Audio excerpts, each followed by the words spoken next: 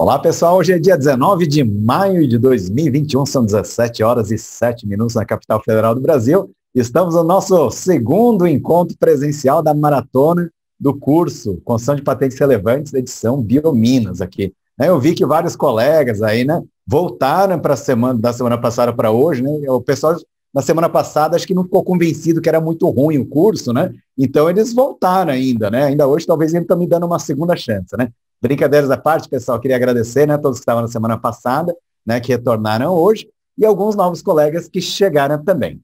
Pessoal, a gente tem aqui nessa fase inicial, alguns colegas vão chegando ainda, e eu acho sempre muito simpático quando a gente faz esse tipo de curso, coisa do gênero, a gente fazer uma lembrança, de onde a gente parou na semana passada, onde a gente está hoje e assim por diante, Deixa eu fazer uma pergunta. Vocês estão vendo uma tela assim, escrito google.com aqui comigo hoje? Estão vendo, Daniel? Então, okay. Quem não veio na semana passada, tá? Quem eventualmente não estava na semana passada, sabe que o site mais importante que eu indiquei para todo mundo na semana passada foi o google.com, O google.com, também chamado Google, é onde quem não tem ainda o arquivo PDF que tem todo o nosso curso, que vocês podem fazer de ponta a ponta, basta vir no Google e escrever assim, Construção de Patentes Relevantes Henry Suzuki. Enter, Deu um Enter ali, vai chegar, o primeiro link que vocês vão cair aqui é esse daqui, Deixa eu abrir até aqui, que é o nosso arquivo PDF, Que tem ali 38 páginas, tem esse curso na íntegra, pessoal? E aí o que acontece? O pessoal que não veio na semana passada, aliás, os meus colegas estão me ajudando aqui na administração, Estão aparecendo umas pessoas ali na sala de espera ali, Se vocês puderem clicar ali e dar uma admitida neles, eu agradeço, Obrigado, pessoal. Mas vamos lá.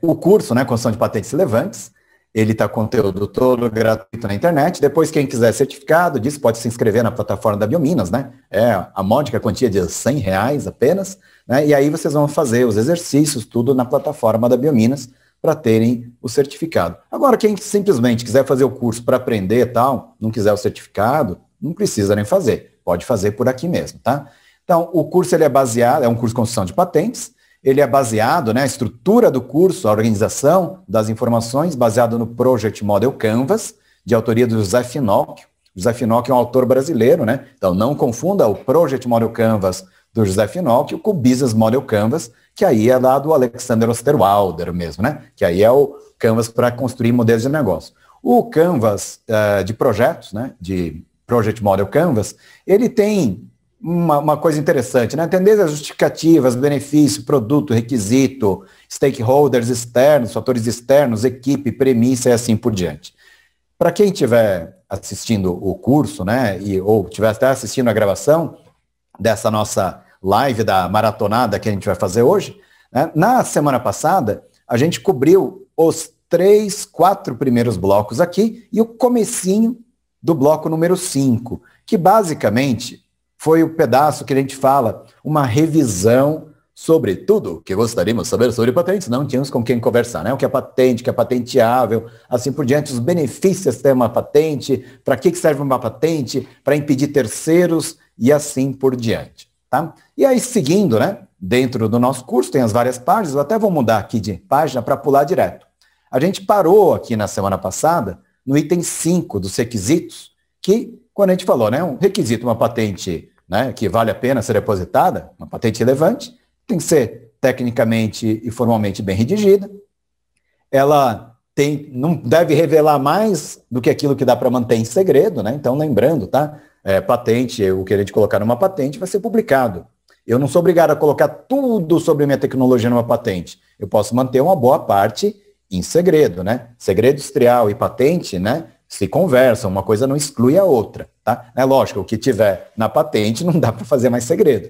Agora dá para você colocar um monte de coisa na patente e manter um monte de coisa em segredo também, aquilo que não vai entrar na patente, E aí tem que ter reivindicações abrangentes também, Então foi isso que a gente viu na semana passada, uma parte da revisão. Quem perdeu na semana passada, o vídeo todo da maratonada tá lá na semana passada, Inclusive com os vídeos no YouTube assistidos já em velocidade 1.5, que a gente já viu que é bem mais agradável ver do que o vídeo na velocidade normal. Tá? Só que acontece, pessoal, a gente está vindo semana passada para hoje, tal, e assim por diante.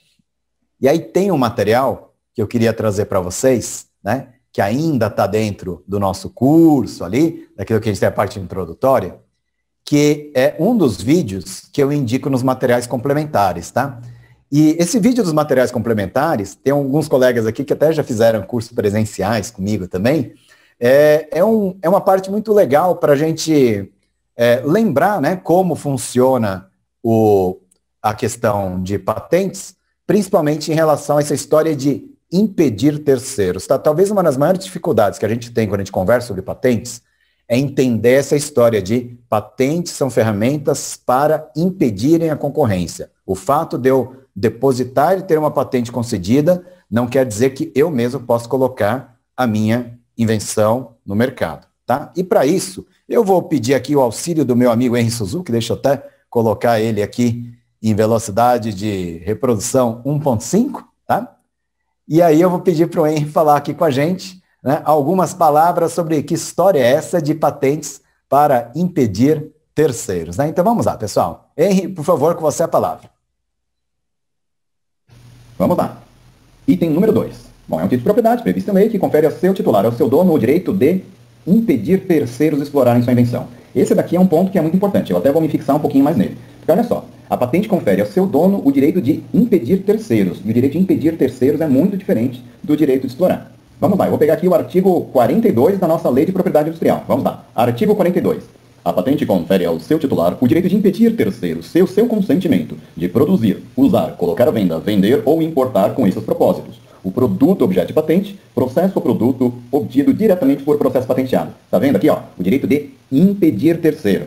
É bem diferente do direito de explorar. Se vocês fossem no capítulo de marcas, aqui no artigo de marcas, vocês veriam assim, a marca registrada confere ao seu titular o direito de uso exclusivo da marca. Vocês percebem? Direito de uso exclusivo para a marca, então é um direito positivo. No caso de patentes, é um direito de impedir terceiro. É um direito negativo. Mas deixa eu explicar isso com um exemplo que eu acho que é um pouco melhor. Vamos lá. Imagina que estamos aqui no ano de 2016, não tem nada para sentar. Aí vem o senhor Henry Suzuki e inventa a cadeira. Ele não só inventa a cadeira, como ele deposita e tem concedido uma patente que diz o seguinte: dispositivo para sentar caracterizado por conter 4 pés, um assento e um encosto. Beleza? Olha só, Henry Suzuki, inventor e dono dessa patente aqui. Aí o que acontece? Estou lá vendendo minha cadeira, ganhando bastante dinheiro, veio o meu amigo Zé. Veio o meu amigo Zé, olha aquela cadeira e fala: rapaz, essa cadeira aqui do Suzuki é muito legal, meu irmão. Só que tem um problema, ela é pesadona, arrasta, faz barulho. E aí o que o Zé faz? Ele inventa de colocar uma rodinha debaixo de cada pé da minha cadeira ali. Então, 4 pés, 4 rodinhas. E aí o Zé deposita e tem concedida uma patente que diz o seguinte: dispositivo para sentar contendo pelo menos um pé e um assento, caracterizado por conter pelo menos uma roda debaixo de cada pé. Olha só. E aí o Zé, com essa patente aqui, ele vai querer colocar essa cadeira no mercado. E aí quando o Zé quiser colocar essa cadeira no mercado, o que eu faço? Eu olho para lá, olho para a cadeira do Zé ali e falo: ô Zé, essa sua cadeira aí, ela tem 4 pés? Tem. Tem um assento? Tem. Tem um encosto? Tem. Está coberto pela minha patente, então pode tirar o cavalinho da chuva, pode tirar esse negócio do mercado aí. E aí o Zé fala: ô Suzuki, tu não tá entendendo, meu irmão. Aqui eu tenho uma patente aqui dessa cadeira aqui com rodinha aqui debaixo de cada pé. E aí eu falo: ô Zé, você pode ter a patente, mas a sua patente te confere o direito de impedir terceiros, não de explorar necessariamente. Aliás, a minha patente também. Então, se tem 4 pés, assento e encosto, pode tirar do mercado. Aí vamos ao contrário. Eu, Henry Suzuki, inventor da cadeira. Eu que quero colocar essa cadeira aqui com 4 pés, assento, encosto e rodinha debaixo de cada pé aqui no mercado. Exatamente essa cadeira. Quando eu quiser colocar essa cadeira no mercado, o que meu amigo Zé vai falar? Ô meu irmão, pera aí, não é assim também não, hein? Se eu entendi bem, se tiver assento, um pé, pelo menos um pé e uma rodinha debaixo de cada pé, está coberto pela minha patente também. Então tu não vais colocar essa cadeira aí no mercado também. Se eu não posso, tu também não pode. Deu para entender como funciona? Mas eu vou além ainda aqui no meu exemplo. Vamos lá, eu tenho a minha cadeira. E aí vem a minha amiga Maria e inventa de fazer um dispositivo para sentar contendo pelo menos um pé e um assento, caracterizado por conter adicionalmente pelo menos um braço. Olha só. Então a Maria vai lá e tem essa patente aqui, dela também, depositada e concedida. E aí, como se não bastasse isso, vem ainda minha amiga Joana, inventa de colocar um bracinho ali no braço da cadeira, e ela deposita uma patente, tem uma patente concedida que diz o seguinte: dispositivo para sentar, caracterizado por conter um pé e um assento, pelo menos um braço, e caracterizado por conter, adicionalmente, pelo menos uma mesa ligada a um dos braços. Deu para entender o negócio aqui? Então, olha lá. Então, eu, Henry Suzuki, inventor e titular dessa patente aqui. Se eu quiser colocar no mercado uma cadeira que tenha braço e que tem a mesinha, pelo menos eu vou depender de 2 outras pessoas. Eu vou depender da Maria e vou depender da Joana também. E se eu quiser colocar essa cadeira aqui, com braço e mesinha, e ainda com rodinha debaixo de cada pé, eu ainda vou depender do meu amigo Zé. Deu para entender? Então, o fato de eu ter uma patente sobre a cadeira não quer dizer que eu posso colocar qualquer cadeira no mercado. Eu posso acabar... Aliás, em relação a patentes, eu tenho que tomar cuidado para não esbarrar em patentes de terceiros. Só para dar um outro exemplo, se tivesse alguém que tivesse ali um dispositivo para sentar contendo um assento e pelo menos um pé, eu não poderia colocar minha cadeira com assento e 4 pés. Porque quem tem 4 pés tem pelo menos um pé, eu esbarraria nessa patente desse terceiro que teria ali, a patente da banqueta do boteco ali, ok? Mas vamos lá, seguindo adiante aqui. Bom, então com esse exemplo aqui eu marco aquele terceiro ponto sobre o qual nós já falamos ali em cima, né? Que é, o fato de você ter uma patente não significa que você pode colocar sua própria invenção no mercado. Por quê? Você pode até ter uma patente, mas se alguém tiver uma patente que cobre os componentes da sua invenção, aquele terceiro também pode te deixar fora do mercado. Ok? Essa é uma coisa muito importante. Talvez um dos conceitos mais importantes que eu teria para conversar aqui com vocês hoje em relação a essa história. Bom, legal, né, pessoal? Deixa eu agradecer aqui o meu amigo Henry Suzuki aqui, né? Deixar ele quietinho ali do lado. Pessoal, deixa eu parar de compartilhar minha tela aqui agora rapidinho, né? Para a gente voltar a conversar aqui. Opa. Stop share. Pronto. Beleza, pessoal? Então, com isso aqui a gente teve uma breve lembrança do que a gente viu na semana passada, né? E essa história, né, de impedir terceiro é bem diferente do direito de eu poder explorar. Outra coisa muito importante, que já lembrando um pouco nesse vídeo que a gente viu agora, né, é a história de como eu defino escopo de proteção numa patente, né? Então, assim, o escopo de proteção na patente é definido com base nas reivindicações, né, interpretado com base em relatório descritivo nos desenhos. Então, assim, quanto mais A e B e C e D e F eu tenho, mais elementos caracterizantes ali, e no preâmbulo, mais restrita vai ficando minha patente, né? Uma coisa assim, dispositivo para sentar, caracterizar conter um assento e pelo menos um pé. Com um pé, 2 pés, 3 pés, não interessa, tem um assento, tem pelo menos um pé, está coberto por aquela patente, né? Se agora eu coloco que tem 5 pés, um encosto almofadado, um porta-copo de cerveja com termostato, etc., eu estou estreitando para caramba o negócio, né? Então, só para a gente lembrar, né, como funciona a questão de interpretação das patentes, né? Isso que a gente viu até na semana passada também, né, alguns exemplos de interpretação. Falando ainda, né, sobre o material que a gente tem no curso, etc., principalmente na parte introdutória do curso, aqui eu vou voltar aqui para a parte introdutória do curso, né, tudo que a gente viu ali no começo, né, do dia ontem, semana passada, perdão, né, a gente tem aqui até materiais adicionais, né, que tem aqui, né, falando um pouco sobre essa história toda, né, de como que funciona patentes, como que a gente define escopo de proteção, etc., principalmente nesse bloco aqui, 2 e 4, tá? Tem um vídeo de 17 minutos que está aqui, e aí, além desse vídeo, aqui tem esses dois, né? Esse vídeo aqui que a gente viu agora do Zé, que ó, a gente pegou só um trechinho para assistir, tá aqui, e tem um outro vídeo, né, que a partir do minuto 34, também vocês têm ali mais detalhes sobre infração por equivalência, uma série de coisas, tá? Que eu acabei não entrando em mais detalhes aqui, né? Porque aqui é importante a gente ter uma ideia do conceito geral sobre patentes, tá bom? Pessoal, a gente vai entrar agora, na sequência do nosso curso, a gente vai entrar aqui no bloco dos requisitos, né? E aí, na semana passada, a gente viu, né? Que no bloco dos requisitos, que a gente, né, a questão, né, do tecnicamente formalmente bem redigido, que não entregue mais que deve, tem reivindicações abrangentes, e aí eu falei, não perca os próximos episódios, porque na semana que vem a gente vai começar a entender um pouco melhor essas questões todas, né, sobre proteção de patentes, e a gente vai ter até aqui, né, um exemplo prático de como funciona essa história de fazer patentes bastante abrangentes, endereçando problemas técnicos, tá? Lembrando que no final da semana passada a gente viu ali, dica da cozinha sobre construção de reivindicações, tabela problema técnico e construção. Então lembra? Patentes são mecanismos para impedir terceiros utilizarem a solução técnica de um problema técnico que seja nova e inventiva que nós criamos. Nós queremos impedir a concorrência, impedir terceiros. Legal, né? Então, essa história é importante, né? Quanto mais coisas eu colocar minha reivindicação vai ficando mais estreita. Então, eu tenho que procurar ser mais abrangente possível, endereçando problemas técnicos, tá? Hoje, pessoal, a gente vai se fixar um pouco mais naqueles conceitos e a gente vai falar sobre o processo de invenção e de proteção da invenção usando esse conceito, tá bom? Legal, pessoal. Só uma coisa, antes da gente seguir adiante aqui, de mergulhar um pouco mais, ficou alguma dúvida semana passada? Vamos aproveitar que a gente está num encontro meio síncrono aqui, porque logo na sequência a gente vai pegar, né? E aí começa a maratona de novo. José Augusto, Yolanda, Paula. Henry. Oi, Camila. Desculpa, professor.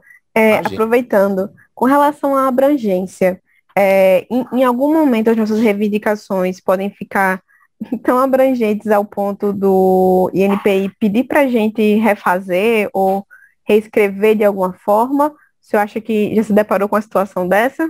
É o que mais acontece, Camila. Aliás, acontece direto com isso. Não perca os próximos episódios que a gente vai falar exatamente disso e como que a gente trabalha com isso, Camila. Obrigado pela sua pergunta. Perfeito, não, assim, então. A sua pergunta vai ser respondida nesse bloco, assim, não perca mesmo, né? Legal. Não, de forma alguma. Exatamente. Agora a gente está vendo aqui, agora momentos decisivos aqui. Zé Augusto, tranquilo? Vamos lá? Alguém mais alguma pergunta? Não? Legal, pessoal. Então, vamos agora, então, seguir adiante aqui no bloco, então, dos requisitos que a gente tem. Um exemplo sobre definição de problemas técnicos, subproblemas técnicos e estruturação de reivindicações abrangentes. Vamos lá, então. Vou pedir aqui para o Henry entrar aqui de novo, aqui, né? Vamos lá, pessoal. Para dar um exemplo um pouco mais concreto, assim, dessa história de reivindicações, problemas técnicos, subproblemas técnicos, eu vou me valer de um exemplo que eu andei utilizando nos cursos, né, de redação de patente lá do ano passado, que basicamente era falar sobre tecnologia de resgate de navios naufragados, né, por meio da injeção de corpos flutuantes dentro do barco ou embarcação ali, né? Então coloca uma coisa flutuante, ele volta a flutuar, tá certo? Bom, e aí eu vou falar para vocês mais ou menos como era o estado da técnica lá para os idos de 1894, hein? 1894 eu tenho um pedido de patente em inglês aqui, né? Tá ali publicado ali já em 1895. Que basicamente é o seguinte, né? O pessoal tinha uma ideia de fazer tipo do airbag do Titanic, né? Você teria uns colchões infláveis, assim, dentro do navio, e se acontecesse dele bater, ter qualquer avaria no casco, esses bexigões aí, né? O airbag se expandiria dentro do convés e retardaria a entrada da água ou evitaria que a água entrasse, ok? Ou então, se o navio já estivesse lá embaixo, né?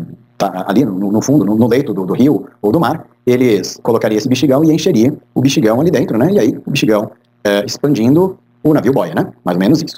Olha só, uma coisa interessante, só falando de problema técnico, né? Resgatar navios ou evitar que eles afundem por meio do quê? Por meio da insuflação de ar em reservatórios no interior do barco ou embarcação, certo? Uma coisa bem abrangente. Só que olha só, pessoal, interessante, né? Falando de problema técnico sobre problema técnico. Isso lá em 1880 eu mostrava alguma coisa aí, né? Olha só, se a gente encher um colchão de ar num navio a 10 metros de profundidade, ele está ali, né? Uma pressão, né? Numa coluna d'água de 10 metros, mais uma atmosfera. Então, né? O ar vai ter que ser comprimido, né? Para chegar lá embaixo. E é legal. Imagina que o navio começa a sair de lá de baixo, começa a flutuar. O que acontece com a pressão externa diminui, né? Então você imagina que o bexigão ia expandir, bum, poderia explodir tudo, né? Então, olha, naquela época eles já tiveram a ideia de colocar uma válvula de alívio ali, né? Tá vendo ali? E uma rede em volta, uma camisa de força em volta do bexigão. Então assim, ó, explodir tudo lá para expandir, né? E destruir o casco do navio, não, porque pelo menos a gente tem ali essa malha em volta dele. Se bem que tem que tomar cuidado, né? Que se explodir o negócio, não tem malha que segure também, né? Mas tá ótimo. Então, tinha um problema, né? Que era como que a gente resgata o navio que está ali embaixo, colocando coisas flutuantes, e que diminua o risco, por exemplo, de explosão.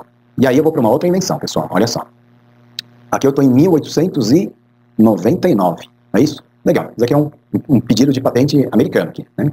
E olha só, esse pessoal teve uma ideia que foi o seguinte, para evitar que o navio, né, ou o bexigão expanda, exploda, eles trabalhavam o seguinte, vão colocar bolas flutuantes rígidas, né? Ou uma bola de aço, né, ou uma bola de isopor, seja lá o que for, né, no material flutuante. Então, a gente vai empurrando as bolas para dentro do casco do navio, elas vão ficando dentro, os múltiplos elementos flutuantes vão, né, tomando lugar da água, e aí o navio pode boiar, certo? Interessante. Só que aí tem um problema, né? Empurrar uma bolinha é fácil, empurrar duas é fácil. E para empurrar várias, né? Tem uma ideia. A gente vai colocar ali, ó, tipo umas catracas assim, com uma cremalheira, e vai... Então, a gente vai empurrando e esse negócio não deixa com que as bolas voltem, né? Porque eu empurro para baixo e as bolas vão empurrando, então meio que unidirecional. Até uns 10 metros, diz aqui, até que funcionava. Mas imagina o seguinte, né? Pegar uma coluna de coisa flutuante e ficar empurrando uma a outra. E aí chegava uma hora que a pressão, né, era tão grande, que a força somada de flutuação, que simplesmente você não conseguia mais empurrar as bolas para baixo. Então isso era um problema técnico. Olha só, anos depois, aqui eu já estou na década de 1930, né? Já sei de 1800 é uma coisa, na década de 30. Essa outra empresa teve a ideia de soprar ar comprimido junto com as bolas flutuantes ali. Então o que acontece, né? Se eu soprar ar comprimido lá para baixo, né? O negócio vai empurrar as bolinhas, na verdade ela vai soprada pelo próprio ar ali embaixo. Beleza? Legal. Só que tem um problema, né, pessoal? Você soprar ar comprimido pode ser um grande problema. Por quê? Soprar ar comprimido depende de pressão, tem um sistema pressurizado, tal, você imagina, né? Tá lá no mar, né, boiando tudo, você tem que injetar 3, 4 atmosferas de pressão num tubo para soprar as bolinhas lá para baixo. Então tinha um risco grande de explosão. Né? E aí, olha só, né, uma outra empresa tem uma outra ideia, um pouquinho mais para frente ali, 1958 já, que foi o seguinte: como tem o problema de explosão, né, e o problema do próprio refluxo, né, como que eu alimento as bolas, eles fizeram um sistema assim, tipo de uma culatra que vai empurrando as bolas, e ali eu não tenho ar comprimido, né, eu tenho líquido comprimido. Né? Aliás, líquido em fluxo. A vantagem de líquido é que líquido não comprime, né? Ar, né? À medida que você aumenta a pressão, ele diminui o volume, então você tem que colocar muita pressão para manter o ar, né, em volume para levar as bolinhas lá para baixo. Desse jeito não, né? Eu tenho água no lugar de ar. Só que aí eu tenho um problema técnico adicional, pessoal. Qual é o problema? Se eu colocar uma bola, ela vai. 2, ela vai. Agora, se eu colocar uma coluna de 30 metros de bola, tipo congestionamento, né, na Marginal Pinheiros, aqui em São Paulo, o que acontece? Chega uma hora que congestiona tudo. Não tem jeito. Aí é o meu problema. Tem que ter uma pressão gigante de água para empurrar isso para baixo. E aí, como não tem fluxo, ou então as bolas ficam paradas e a água pressurizada vai saindo do lado ali delas. Certo? Então, né, a ideia deles foi, vamos ter um dosador. Tipo, água, água, água, bola. Água, água, água, bola. Vocês viram quantos problemas tinha? 1, explodiu o bexigão. 2, como que eu empurro as bolas lá para baixo. Né? A força. 3, é como que eu evito que o empuxo somado das bolas não permita que eu empurre mais. Aqui, como que eu evito o problema na explosão do ar comprimido. Vocês viram? Tipo, problema, subproblema, e não por acaso a gente está falando de, né, 1800 uma coisa, 1920, 1958, quantas invenções de inventores diferentes, de empresas diferentes foram aparecendo. E aí, olha só, isso aqui foi diferente. Tem uma ideia, esse negócio de ar comprimido, água comprimida, culatra, não, esse negócio é muito complicado. Vamos fazer o seguinte, ó, desce um tubão bem pesado ali para baixo, né? E ele é cheio de ar mesmo, mas ele é pesadão, vai lá para baixo. E ali a gente coloca uma válvula estanque na ponta dele. Então ele pega a bolinha, né? Ali, vira para cá, e aí a bolinha pro outro lado flutua. Né? No máximo vai encher essa câmara aqui de água, né? Então eu vou ter que purgar, mas eu não tenho que purgar o tubo inteiro. Eu só tenho que purgar aquele, né, pedacinho ali, aquele voluminho de água que entrou no lugar da bola, vamos dizer assim, da boia, né? Ou então, eu poderia ter um dreno simplesmente sugando a água para evitar que aquele monte de água que vai entrando no tubo faça as bolinhas flutuarem. Então, se eu dreno a água, e aí eu estou a pressão atmosférica, aqui eu não tenho problema. Vocês viram que interessante? É uma outra forma de resolver o problema técnico de empurrar as bolas. Eu não tenho que empurrar vencendo o empuxo. Eu coloco um tubo estanque, e a única coisa que eu tenho que fazer é drenar o tubo. Ou então purgar ali a minha válvula. Você viu que interessante? Legal, né? E aqui, na década de 60 já, né, uma empresa chamada Kreuer, né, holandesa, inventou aí um sistema que, olha só, esse negócio de colocar tubo, válvula estanque, tá muito complicado. Não é uma coisa mais simples. Faz um piscinão assim, ó, coloca um monte de bolinha mesmo de isopor, e para alimentar esse negócio, a gente só precisa de uma bomba de alto fluxo, vai assim, né, e vai chupando a água ali para baixo, circulando a água, né? E aí o que acontece? Para evitar que congestione tudo, essas pás que eu tenho aqui, elas vão dosando as bolinhas flutuantes. Lembra? O da culatra era uma bola de cada vez. Aqui não. Aqui eu faço uma suspensão de bolinhas flutuantes e essa bomba continuamente, né, vai empurrando essa suspensão, vamos dizer assim, de partículas flutuantes para dentro lá do compartimento do navio naufragado. E alguém poderia perguntar, Henry, mas se tivesse um monte de partícula e tiver um rombo no casco do navio, elas não vão escapar? Então, problema técnico, tá vendo? Se vocês derem uma lida nessa patente, o S333-2385 da Kreuer, vocês vão ver que uma das ideias que eles tiveram foi de tempo em tempo jogar piche junto. Então as partículas flutuantes iam, e aí de tempos em tempos tacava uma cola ali para elas irem grudando uma na outra. Tá bom? Que era o problema delas se separem. Mas não dava para colocar uma rede na porta ali de entrar no navio? Colocar uma rede poderia ser Pô, mas tem que ser uma rede forte, hein? Porque, olha só, né? Imagina um montão de partícula querendo flutuar, o empuxo que isso tem, de repente vai rasgar a rede também, né?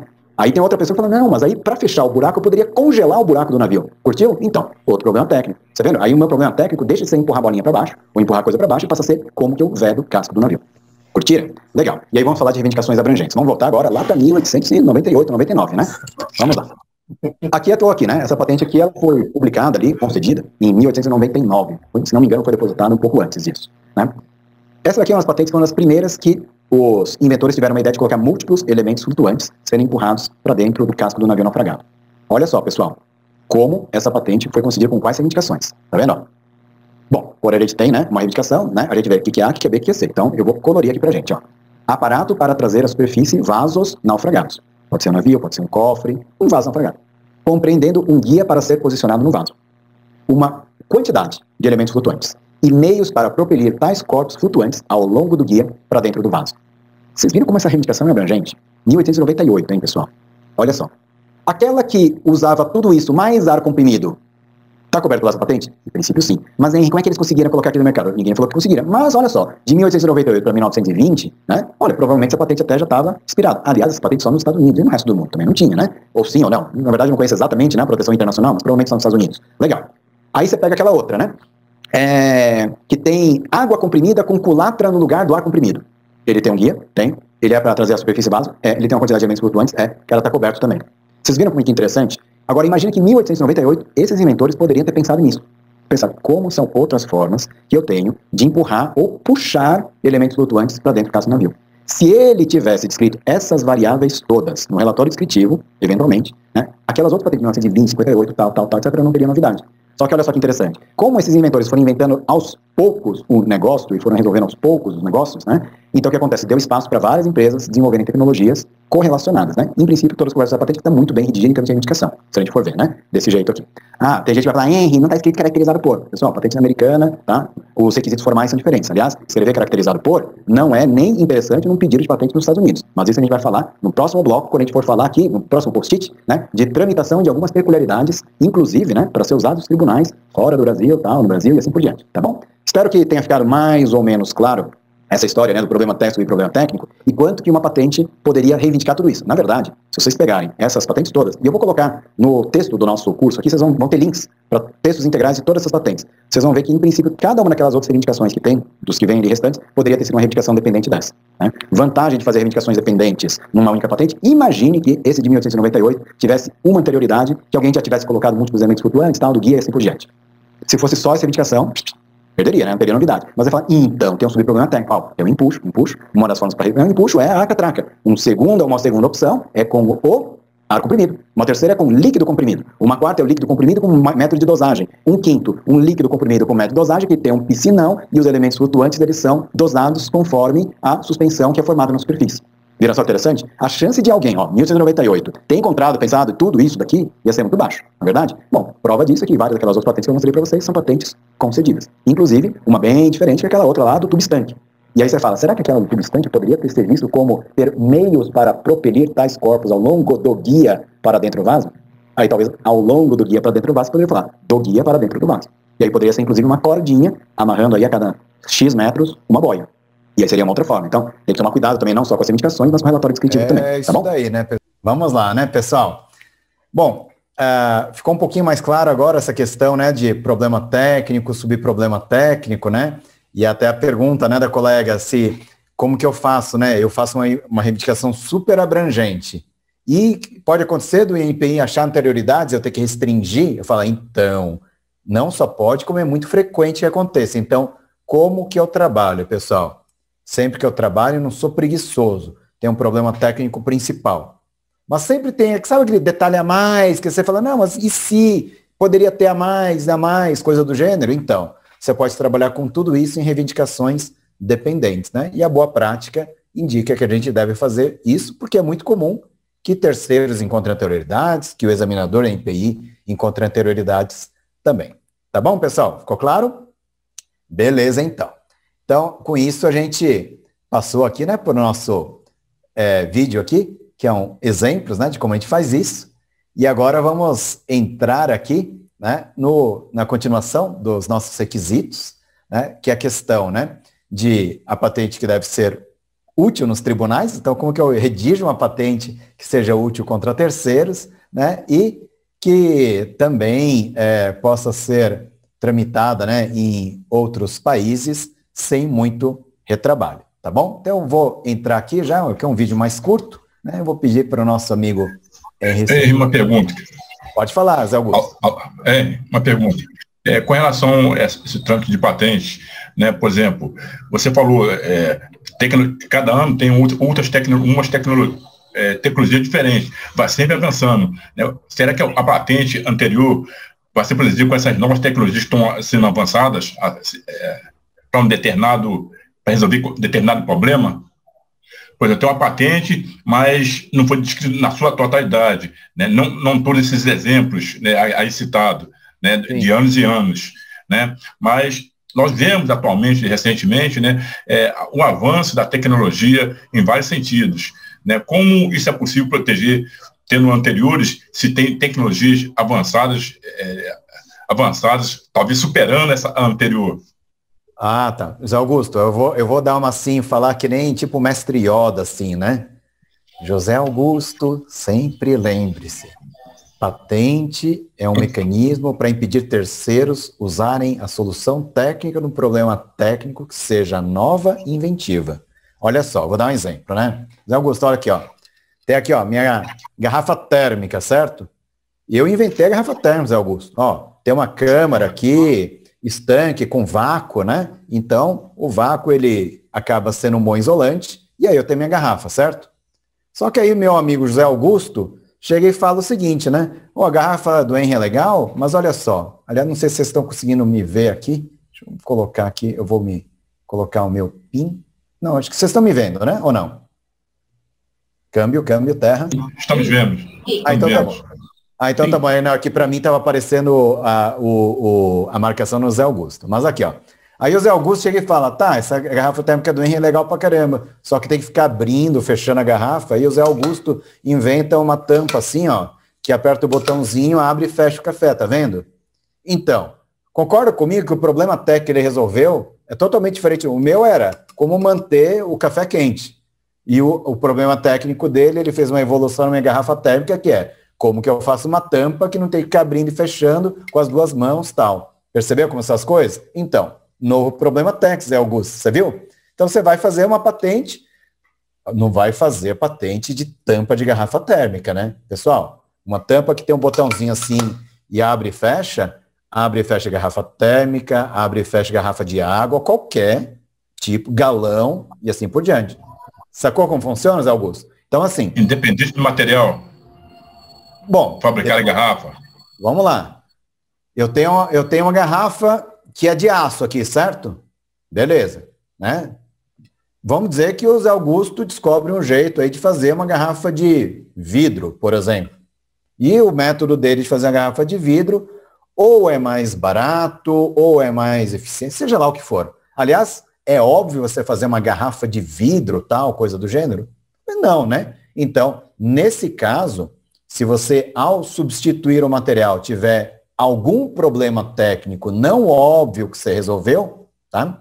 Talvez você consiga ter, inclusive, a mudança de material. A mera mudança de material, é de aço, agora eu vou fazer uma de alumínio, eu falo, tá, mas o que o alumínio tem em relação ao aço, por exemplo, né? Não seria meio óbvio você trocar aço por alumínio?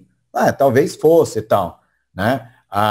Ou então você poderia ter um problema técnico adicional. A garrafa de aço do Henry Suzuki contamina com metal pesado, não sei o que lá das quantas, tal. E aí você poderia fazer de um metal que não libera metais pesados, coisas do gênero, como, por exemplo, uma liga de alumínio, tal. Você vê que interessante, Zé Augusto? Então, sempre assim. Toda vez que for pensar patenteável ou não patenteável, sempre lembra solução técnica de um problema técnico que seja nova e não seja óbvia. Sempre pensa no problema técnico. Pensou no problema técnico, a chance que você tem de ter uma proteção abrangente e que não seja óbvio, aumenta. Tá ok? Ficou mais claro agora? Muito obrigado. Beleza, então. Pessoal, vocês estão vendo minha segunda tela aqui agora? Os requisitos aqui, 4 a 5? Sim. Sim. Então, tá bom. Obrigado, pessoal. Então, eu vou pedir aqui para o meu amigo Henry Suzuki, né? Falar aqui dos requisitos 4 a 5. No nosso próximo vídeo. E como vamos falar do próximo post-it que a gente tem aqui, né? Que leve a uma patente que possa ser usada nos tribunais contra potenciais infratores, né? E aí uma coisa importante, pessoal. Quando a gente faz uma patente, né? Normalmente a gente faz, um farmacêutico, pode ser um engenheiro, sei lá, a gente tem que lembrar que no dia de amanhã, essa patente, se for usada, vai ser usada provavelmente em conjunto com um amigo nosso, advogado, para processar uma outra empresa. Então, é importante que a patente seja construída de uma forma que fique fácil você olhar para aquela patente, conhecer bem o escopo, fazer bastantes variações para ficar mais abrangente, para que o nosso amigo, né, advogado, no dia que for defender a gente nos tribunais, possa fazer isso de forma mais efetiva. Não é aquela história? Tem as reivindicações, né? Preâmbulo caracterizado por A, B e C. O que é o preâmbulo, o que é A, o que é B, o que é C. As variações de A, as variações de B, as variações de C. E assim por diante. Então a gente procura ser bem abrangente. E vai que alguém tenta matar a nossa patente, a gente coloca reivindicações dependentes como botes salva-vidas. Legal? Então essa que basicamente é a ideia, né?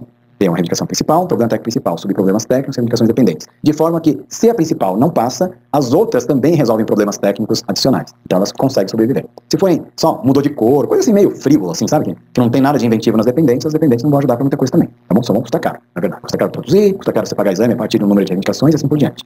Bom, mas deixa eu voltar aqui para essa história de que possa ser usado os tribunais, inclusive em outros países. Eu vou também aqui juntar no próximo post-it.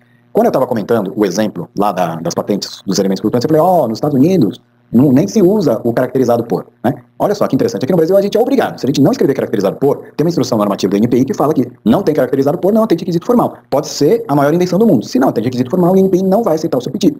Não é que vai analisar, não vai aceitar nem o pedido. Alguns problemas que a gente tem de diferenças, né? Tem a questão de formato de redação, até isso tranquilo. Agora, algumas diferenças importantes que a gente tem que considerar em relação, por exemplo, à prática norte-americana. Nos Estados Unidos, existe uma figura que se chama Inactable Conduct, que são alguns procedimentos que, se o depositante, o inventor, o agente dele, não se atentarem, pode levar a patente se tornar inútil contra terceiros, unenforceable. Unenforceable é uma patente que não serve para ser imposta contra o terceiro. Então, basicamente, só serve para você pagar taxa e não protege nada. Não te dá o direito de impedir terceiros. Tá? Uma delas é você tentar, como se diz, induzir o examinador a um erro. E uma delas, nessa história do caracterizado por, chamada de Jepson Claims. Né? Sabe os Jetsons aqui do... Né? Então, não é Jetsons, é Jepsons, com P de pato. Jepson Claims. Tá? Esse characterized by, né, não é recomendado nos Estados Unidos. Por quê? Porque pode ser visto como uma forma que você tem de induzir o examinador a achar que aquilo que estava antes do preâmbulo, né, antes do caracterizado por, seria já o estado da técnica e o que tem depois é novo. E às vezes a gente erra na hora de posicionar esse negócio. Ou às vezes uma anterioridade que a gente já viu poderia ter... o correto era pular 2 casinhas para lá o caracterizado por. Né? Mas, então, para evitar isso, você não escreve characterized by nos Estados Unidos. Você escreve compreendendo e taca tudo ali. No Brasil, não. No Brasil, você tem que colocar o caracterizado por. Se vai acertar o lugar do caracterizado por, não vai ser um grande problema, porque aqui não tem essa figura aí do inactable conduct no Brasil. Uma outra questão de inactable conduct, que é muito importante, pessoal, e aí você está vendo que requisito de patente, você fica pensando como eu redijo, não é só como redige, não. Como você tramita também. Nos Estados Unidos, quando você deposita uma patente, você deposita, né? Relatório descritivo, reivindicação, sabe? Até aí tranquilo, paga taxa e tal. Só que você também, junto com isso, você preenche um formulário chamado IDS, Information Disclosure Statement. E esse Information Disclosure Statement diz entre outras coisas assim, né? Sobre as penas da lei, diz aqui no celular das contas, eu declaro que essas são anterioridades que eu considero relevantes para analisar a minha própria patente. Eu não sou obrigado a destruir minha patente ali, evidentemente, mas eu não posso deixar de citar, por exemplo, patentes antigas minhas, publicações minhas relacionadas àquela invenção. Se eu falhar nisso, talvez até o examinador de patente até conceda a patente. Mas no dia de amanhã, o concorrente pode olhar o processo e falar, opa, o Henry Suzuki não citou a dissertação de mestrado. Aquele congresso lá de Caxambu dele ali, ele não citou. Mas você fala, não, mas peraí, não era tão importante assim. Como não? Olha só aqui, basicamente era a mesma invenção. E mesmo que o examinador examinasse de novo o seu pedido de patente e chegasse à conclusão que ele seria considerado inventivo ainda assim, uma falha em você fornecer essas informações pode levar a sua patente a ser unenforceable. E ela é inutilizada. Outro caso que tem é a denominação, né, errônea dos inventores. Principalmente quando isso tiver uma conotação de você querer esconder que um determinado inventor participou daquele processo. Então, assim, olha só quantas coisas tem, né? E aí tem a ver com essa história de usar nos tribunais, tá? Quer saber um pouco mais sobre inactable conduct, pessoal? Recomendação, tá? Dá uma googada, pega alguns artigos, né, de revistas especializadas na área, dá uma estudada nisso. Vocês vão ver que tem muitas patentes que acabam sendo anuladas por conta disso. Quer ver um outro caso de anulação? Você escrever em tempo passado exemplos experimentais que você não realizou de fato. Bom, uma coisa que eu não sei se os colegas sabem, mas quando você deposita um pedido de patente, você não é obrigado a ter comprovação de que tudo aquilo funciona. Você pode comprovar até posteriormente ao pedido. Isso, inclusive, comprovar se for exigido que você comprove. Pode ser que o próprio examinador ele olhe para aquilo ali e fale, não, me parece muito razoável, eu acho que pode funcionar desse jeito. Ele não vai nem te pedir nenhuma comprovação. Mas tem algumas situações que você pode ter que comprovar no futuro. Né? Muito comum quando você tem, por exemplo, testes na área farmacêutica, você tem lá uma cultura celular que você faz um teste. Na cultura celular tem lá o quimiotransmissor, não sei lá das quantas, que é liberado pela célula. Como libera isso daqui, ou como inibe a liberação, pode ser que ele seja um anti-inflamatório. Legal. Ele é anti-inflamatório? Você fez o teste anti-inflamatório de inflamação num modelo, né, de um organismo vivo já mais complexo? Não fez. Mas você inferiu aquilo com base naqueles resultados. Você fala, aí você pode escrever, serão realizados testes de. A gente escreve serão em português, ou em língua inglesa a gente escreve tests are performed, in present tense, né, no presente. Se você escrever testes que você não realizou em past tense, né, foi realizado, você mentiu. E mentir para o SPTO também, nesse caso, é considerado como inactable conduct. Então vocês podem ver, né, até dá uma googada aí depois, né, entra lá no Google e escreve, né, inactable conduct e duty of disclosure, coisa do gênero, que vocês vão descobrir algumas coisas mais. Pessoal, esse é o tipo de coisa que muitas vezes, quando você é inventor, quando você é empresário, esse grau de detalhamento de saber como que a lei nos Estados Unidos, num primeiro momento, é difícil a gente saber. A pior forma que a gente tem de aprender disso é no dia que a gente precisar brigar com alguma coisa e ver a nossa patente indo pro binário, tá? Mas por isso que a gente conta normalmente com especialistas até nos Estados Unidos para ajudar a gente a tramitar, e não faz o mais barato lá, você faz um que seja realmente confiável. Um dos motivos que você acaba pagando, né, que custa caro esses agentes aí, né, o representante fora, também é a expertise que eles têm na legislação local. Quantas de nós também, né, colegas que trabalham em escritório, que vem patente, né, de segundo uso médico, né, de método de tratamento dos Estados Unidos, que a gente ainda, no período, né, ali do inicial do depósito, a gente já corrige o pedido para colocar as reivindicações em formato de reivindicações fórmula suíça, por exemplo. Fórmula suíça, disso está muito complicado. Onde eu posso saber um pouco mais sobre isso? Vários lugares. Tem guias no NPI, por exemplo, sobre segundo uso médio, né? Área de química, biotecnologia, área de programas de computador, tem guias específicos, por exemplo, lá. A gente vai colocar junto nos nossos materiais que a gente tem, lembra, né? Tem manual da OMP, tem os guias que a gente comentou agora, tem os guias de exame mais específicos também. Mas sabe qual que é o melhor lugar para a gente aprender essas coisas? Mais uma vez, leia patentes de grandes empresas no seu segmento. Aliás, um grande macete que eu daria para qualquer um, que, por exemplo, vem do meio acadêmico, tem um doutorado, mestrado, e quer aprender a fazer uma patente, né? Faz assim como você fazia com o artigo científico. Lembra? Você teve que ler muito antes de fazer o seu primeiro artigo. Então, assim, mesma coisa patente, leia muitas patentes, e leia de grandes empresas, patentes já concedidas, né? Esteja atento também à jurisprudência, talvez não nesse nível que a gente está falando, assim, né? Porque aí a gente vai contar com algum expert, porque senão você não vai fazer mais nada que só estudar patente. Mas não deixe de ler patente de outras empresas, tá? Isso é uma coisa muito importante. E usa também os guias do NPI, usa a jurisprudência europeia, por exemplo, quando você tiver alguma dúvida também, tá bom? Legal. Com isso, a gente fecha aqui os nossos 5 primeiros post-its aqui do nosso bloco de requisitos. E para não ficar muito longo o vídeo, eu vou fazer mais uma pausinha aqui. É isso daí, senhor Henrique Suzuki. Vamos fazer pausinha mesmo, né? Peraí, deixa eu tirar aqui da tela, que senão o Henrique começa a falar logo. Ele fala muito esse Henrique Suzuki aí, vou te falar, viu? Pessoal, vamos parar de compartilhar a tela de novo para a gente se encontrar aqui de novo. Fala, Hélio, tudo bem? Legal, né? Pessoal, essa questão, né, das diferenças que a gente tem, né, de legislação entre os países, é uma coisa interessante. Como eu comentei, vocês podem dar uma lida, só um comentário geral, tá? No próprio PDF ali, vocês vão ver depois, tem até indicações para ler mais sobre Inequitable Conduct, essas coisas todas. Eu estava olhando aqui no chat, que a Rosa Maria, né, primeiro falou, né, que é muito didático e tal, eu poderia parar até só de ler sua pergunta aqui, né, Rosa Maria, que elogiou, eu podia parar, mas brincadeira, né? Ela fala, uma dúvida, colocando aditivos, eu posso tornar a minha patente mais robusta? Então, reivindicações dependentes. Tem problemas técnicos adicionais? Então, pega os problemas técnicos adicionais e vamos trabalhar os problemas técnicos adicionais separadamente. Falando de problemas técnicos adicionais, coisas do gênero, a gente vai ter um vídeo daqui a pouco, tá? Que a gente vai ver, inclusive, sobre como que a gente constrói isso mesmo, tá? Mais para frente a gente vai ver a tabela de construção, tá? Pessoal, aqui, deixa eu compartilhar minha tela novamente, né? Aqui o comentário, tá? Que eu estava falando, aqui é o vídeo que a gente acabou de ver agora. Então tem materiais mais sobre Inequitable Conduct, né? Vocês entrarem até na Wikipedia, tem coisa, e tem até um artigo bem legal aqui, né, do Gene Quinn, que é sobre essa história de Inequitable Conduct vive, né? Toma cuidados que as pessoas que tramitam patentes devem saber, tá? Então tem esses materiais adicionais ao longo dos nossos materiais aqui. Aqui agora, pessoal, requisitos 6 e 7, aquele vídeo que eu falei para vocês que eu acho que é realmente, né, uma das partes mais legais do nosso curso, esse daí, que vem logo na sequência com o seguinte, quando a gente vai falar do PCUV, uma outra criação do nosso colega José Finock. Então, vamos pegar aqui, agora vamos falar então que proteja uma invenção relevante em alinhamento com a estratégia do negócio, tá bom? Legal, deixa eu colocar aqui a mais. Antes de seguir adiante, alguma dúvida, alguma pergunta que o pessoal gostaria de fazer agora, antes de a gente entrar no próximo vídeo? Não? Tranquilo então, pessoal. Então vamos aqui, vou pedir para o Henry falar com a gente aqui sobre o nosso próximo bloco aqui então.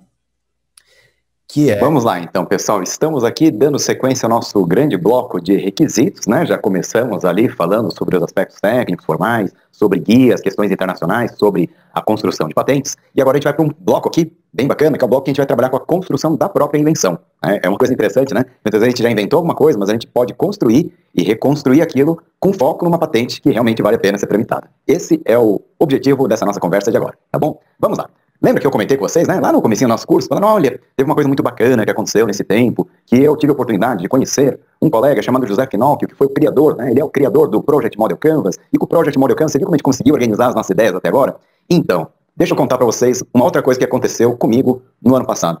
Eu conheci um colega que criou uma outra metodologia, também muito interessante, chamada PCUV. Problema, construção, uso, valor. Se eu contar o nome dele para vocês, vocês vão acreditar. José Finocchio. Mas não, José Finocchio é o que criou o Project Model Canvas. Então, ele não só criou o Project Model Canvas, como ele criou também o PCUV. E como vocês vão ver, é genial esse negócio. Vamos lá. Deixa eu já entrar aqui no próximo slide. Né? A gente está com a tela preta aí, não fica tranquilo. Aqui é a história do PCUV, né? Problema, construção, uso, valor. É que normalmente quando a gente vai construir qualquer projeto, qualquer iniciativa que a gente queira que tenha, né, impacto lá na frente, a gente vai seguir sempre essa jornada, né? Tudo começa com um problema. A partir do problema, a gente, na linha do tempo, né, vai construir uma solução e essa solução, depois de usada, ela pode agregar valor. Aliás, o nosso grande objetivo é que a gente resolva um problema agregando valor, não é isso? Então, esse é o espírito do PCUV. Só que o que é bacana da metodologia que nosso colega Finocchio fez, criou, na verdade, é não só a questão de PCUV, mas como a gente faz essa jornada. E essa jornada, no planejamento, ela segue uma lógica quase que invertida em relação àquilo que a gente tem na linha do tempo. Na linha do tempo é problema, construção, tem a solução, que é usada e agrega valor. Quando a gente fala de criação de um projeto que a gente quer gerar valor, né, tudo começa ali com, realmente, né, com o nosso produto. A gente vai para a solução, que agrega valor, verifica como a gente pode fazer para que ela seja útil, né, usada para, inclusive, agregar ainda mais valor, e só então que a gente parte para a construção. É uma coisa curiosa que nós estamos acostumados a termos um problema, queremos ir direto para a construção. E a gente acaba, muitas vezes, se perdendo na construção, sem lembrar para onde a gente está indo. Né? Tem até um vídeo do Finocchio na internet, que, né, ele fala do PCUV, que assim, olha, se a gente pegar lá do lado direito da nossa tela, do nosso diagrama, ali a gente tem aquela pergunta da essência, né, o porquê, qual é o motivo que a gente quer. Depois, né, caminhando na diagonal um pouquinho lá, na parte central aqui do nosso PCUV, a gente tem o que nós vamos fazer. E o lado da construção é como a gente vai fazer. Então, como, o que e por quê, sendo que o essencial é o porquê. Não é verdade? Então, uma coisa que, para mim, pelo menos, né, quando eu vi isso tudo, né, ficou brilhante, é o seguinte, né, eu cansei já de participar de projetos que a gente tinha um problema, a gente se perdeu na construção, chegou até a construir, chegou até uma solução, mas depois, lá na frente, vai ver que aquilo lá não dava nem para usar direito, né, ou então não tinha grandes utilidades, ou então até dava para usar, mas não estava agregando o valor que a gente realmente gostaria que aquilo agregasse. Então, essa jornada do PCUV, ela vale para praticamente qualquer processo de criação, processo de geração de um projeto, seja lá o que for. Eu vou dar um exemplo para vocês, que é um exemplo didático, inclusive desse nosso curso aqui.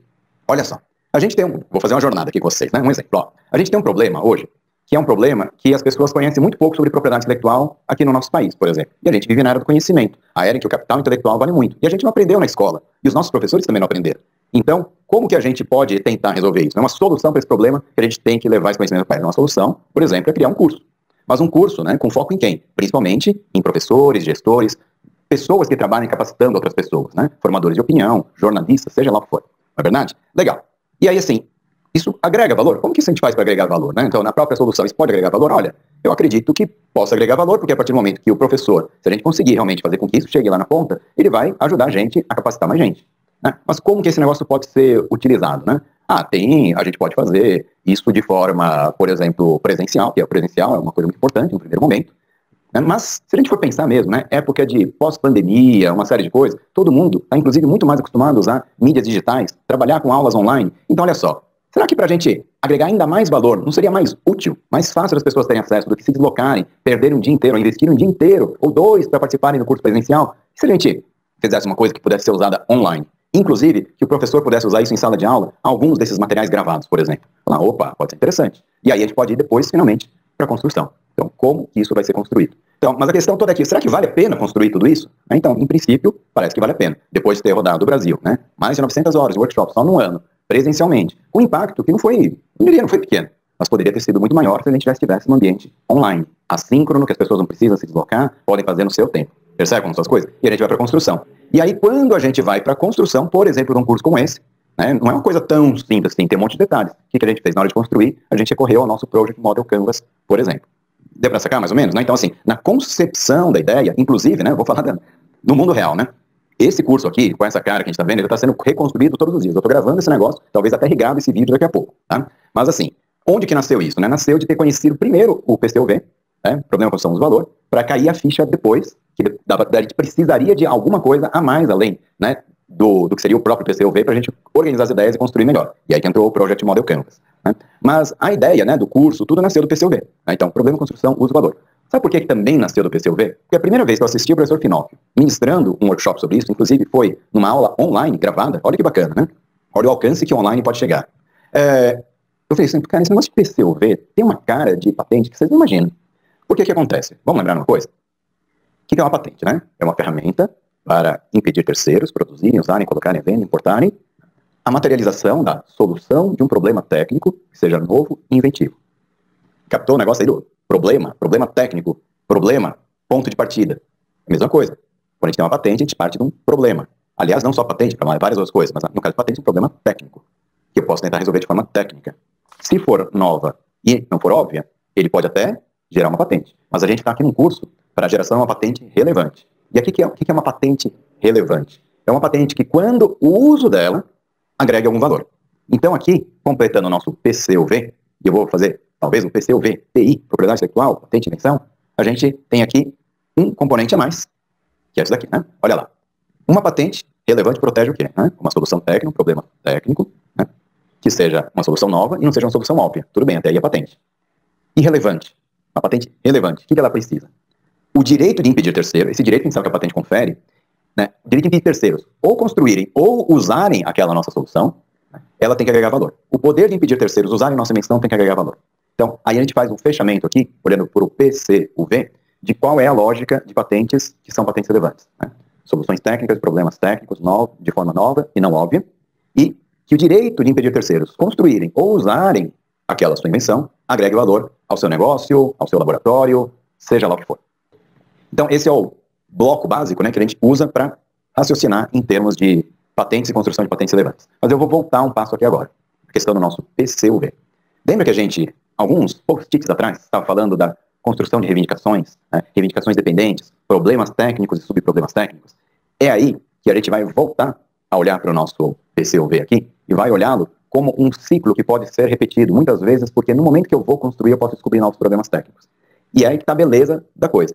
Construir soluções de problemas técnicos que sejam relevantes. Se eu já tenho uma invenção relevante no primeiro ciclo, e se eu tenho um problema técnico para resolver, um detalhe técnico para resolver aquele problema, provavelmente esse detalhe técnico é um detalhe técnico que vale a pena investir, porque afinal de contas ele ajuda a resolver aquele meu problema que vai agregar valor ali na frente. Viu que interessante? E olha só, você pode ganhar de bônus que esse problema técnico adicional seu, ele por si só pode acabar se tornando o problema técnico mais importante que você acabou descobrindo. Normalmente, sabe quando a gente descobre o problema técnico, pessoal? Na prática, quando você está fazendo, é que você descobre as coisas. Por isso que é muito importante, né, que o inventor, a própria pessoa que está criando as coisas, entenda de propriedade intelectual. Porque no próprio processo de criação, ela pode usar esse conhecimento também. Legal? Beleza. Pessoal, a gente vai agora voltar daqui num próximo vídeo separado, assim como eu fiz com o vídeo da nossa... Lembra das bolinhas flutuantes? A gente vai fazer uma pausa aqui e vai fazer um vídeo separado. Né? Quem quiser ver isso aqui exemplificado, usando o nosso exemplo do resgate de navios naufragados, né? Usando bolinhas flutuantes, não perca o próximo episódio. É isso daí, pessoal. Então, show. Parar de compartilhar a tela aqui novamente. Né? Então, vocês foram apresentados aí ao PCUV, né? Nos materiais que a gente tem no curso. Vou até compartilhar a tela de novo aqui. Tá? Vamos lá. Se a gente pegar aqui, a gente tem nos materiais adicionais, tá? Tem um vídeo do José Finocchio explicando o PCUV, tá? Eu não vou ficar passando tudo aqui agora, pessoal, porque tem muito material adicional, tá? E a gente acaba perdendo, né, um pouco o ritmo da coisa, né? Aquilo que a gente está vendo de conteúdo. Mas uma coisa muito importante, que aliás, a gente vai ver o reforço aqui, né? De como a gente junta o tal do PCUV com aquela história de tabela de problemas técnicos e construções mínimas, que a gente viu inclusive na semana passada, que é o próximo vídeo, tá? Agora eu vou meio que passar de um vídeo para o outro, assim, sem a gente interagir muito, porque vai fazer sentido para vocês um pouco melhor essa história mais conceitual do PCUV que a gente viu, quando a gente vê esse negócio aqui, dar uma olhada nesse negócio na prática, tá? Então eu vou pedir para o Henry entrar no próximo vídeo aqui, já com a gente. Olá, pessoal, estamos de volta aqui ao nosso PCUV e como comentei agora há pouco, para a gente usar aquele exemplo nosso das bolinhas flutuantes, para a gente exemplificar isso tudo, né? Vamos voltar, né? Eu vou confiar na memória de vocês e também vou confiar nos meus editores de vídeo que vão adicionar as imagens no momento certo aqui pra gente, né? Se a gente lembrar do nosso exemplo das bolinhas flutuantes, lá em 1800 e alguma coisa, tinha inventado aquela história do airbag do Titanic. Tá lembrando? Enche de ar comprimido, o bexigão enche, né? O navio flutua, risco de explodir, tudo aquilo ali. E aí, em 1898, vieram aqueles americanos, né? Com aquele tubo ali, com aquela cremalheira, né? Que tinha ali as engrenagens para a gente ir empurrando as bolinhas lá para baixo. Na verdade, vamos voltar nisso. Tinha um problema. Um problema técnico era o seguinte: eu quero resgatar navios naufragados. E eu quero resgatar esse navio naufragado, tem uma solução. O que é? Colocar coisa flutuante dentro dele. Legal. Beleza. Você vai agregar valor? Sim, agrega, porque é uma forma que eu tenho de usar a própria estrutura do navio para puxar para cima. Outra coisa, né, às vezes a estrutura dele está tão danificada por fora que se eu puxar por fora ele vai romper. Então é interessante, além de puxar por fora, por exemplo, eu poder empurrar do lado de dentro também, né? Que é as forças somadas, né? A de flutuação empurrando para cima, ali do lado de dentro, e de fora você pode ter uma grua, por exemplo, né? Uma coisa não impede a outra. Legal. Então agrega. Não, agrega. Você pode, né, usar aquele tipo de estratégia de flutuação. Como vai ser usado? Ah, tem que usar comprimido, diz aquilo e tal. Ah, beleza. E é como que você constrói, né? Coloca uma bomba, tal, uma malha, etc. Mas aí você chega e fala, gente, vai ter um problema. Qual é o problema? Segundo problema. O problema é que esse bexigão pode estourar. Ah, coloca a rede em volta, coloca a válvula. Essa é uma forma que tem. Mas qual que seria uma outra solução que eu tenho para colocar coisas flutuantes dentro do casco do navio e evitar que aquilo tudo exploda? Eu vou colocar elementos flutuantes fortes, né? Como se fossem boias de aço, ou boias de isopor, seja lá o que for. E aí, ela é, mais resistente, né? Ela não vai expandir, explodir. Legal, curti esse negócio, hein? Legal, então, olha só, né? Eu tenho um outro problema técnico, que é agora, né? Como que eu coloco várias bolinhas ou várias coisas flutuantes separadamente lá embaixo, né? Poderia ter, né? Usado um elevador de caneca, invertido, uma cordinha puxando tudo. No caso deles, lá eles inventaram um jeito que era empurrando por dentro de um tubo, certo? Então a solução que eles deram, vamos pegar tudo isso aqui, empurrar por dentro de um tubo, e a gente vai empurrando, né? Empurrando lá com as engrenagens lá, e a gente vai resolver, né? Agrega valor, agrega, tal, é útil, melhor, não explode, tal. Legal, né? E aí você vai para a construção, né? Que tem aquela maneira, tem disso, tem um tubo, tal, coisa do gênero. Só que aí você volta e fala, só que isso tem um problema também. Qual é o problema? O problema é que a partir de um determinado ponto, a gente não vai conseguir empurrar essas bolinhas lá para baixo. Tem que dar um jeito, então, de fazer de uma outra forma isso, né? Ou então de ajudar as bolinhas a serem. Tem um jeito de ajudar as bolinhas a serem. Qual é? Usar comprimido. Aí eu empurro. Vocês perceberam que a gente vai dando esses ciclos aqui no PCUV e de repente a gente pode derivar até para um outro lado. Não, peraí, ao invés de empurrar tudo lá para baixo, eu vou descer o tubo de tanque com uma válvula na ponta e a válvula vai soltando bolinha por bolinha ali.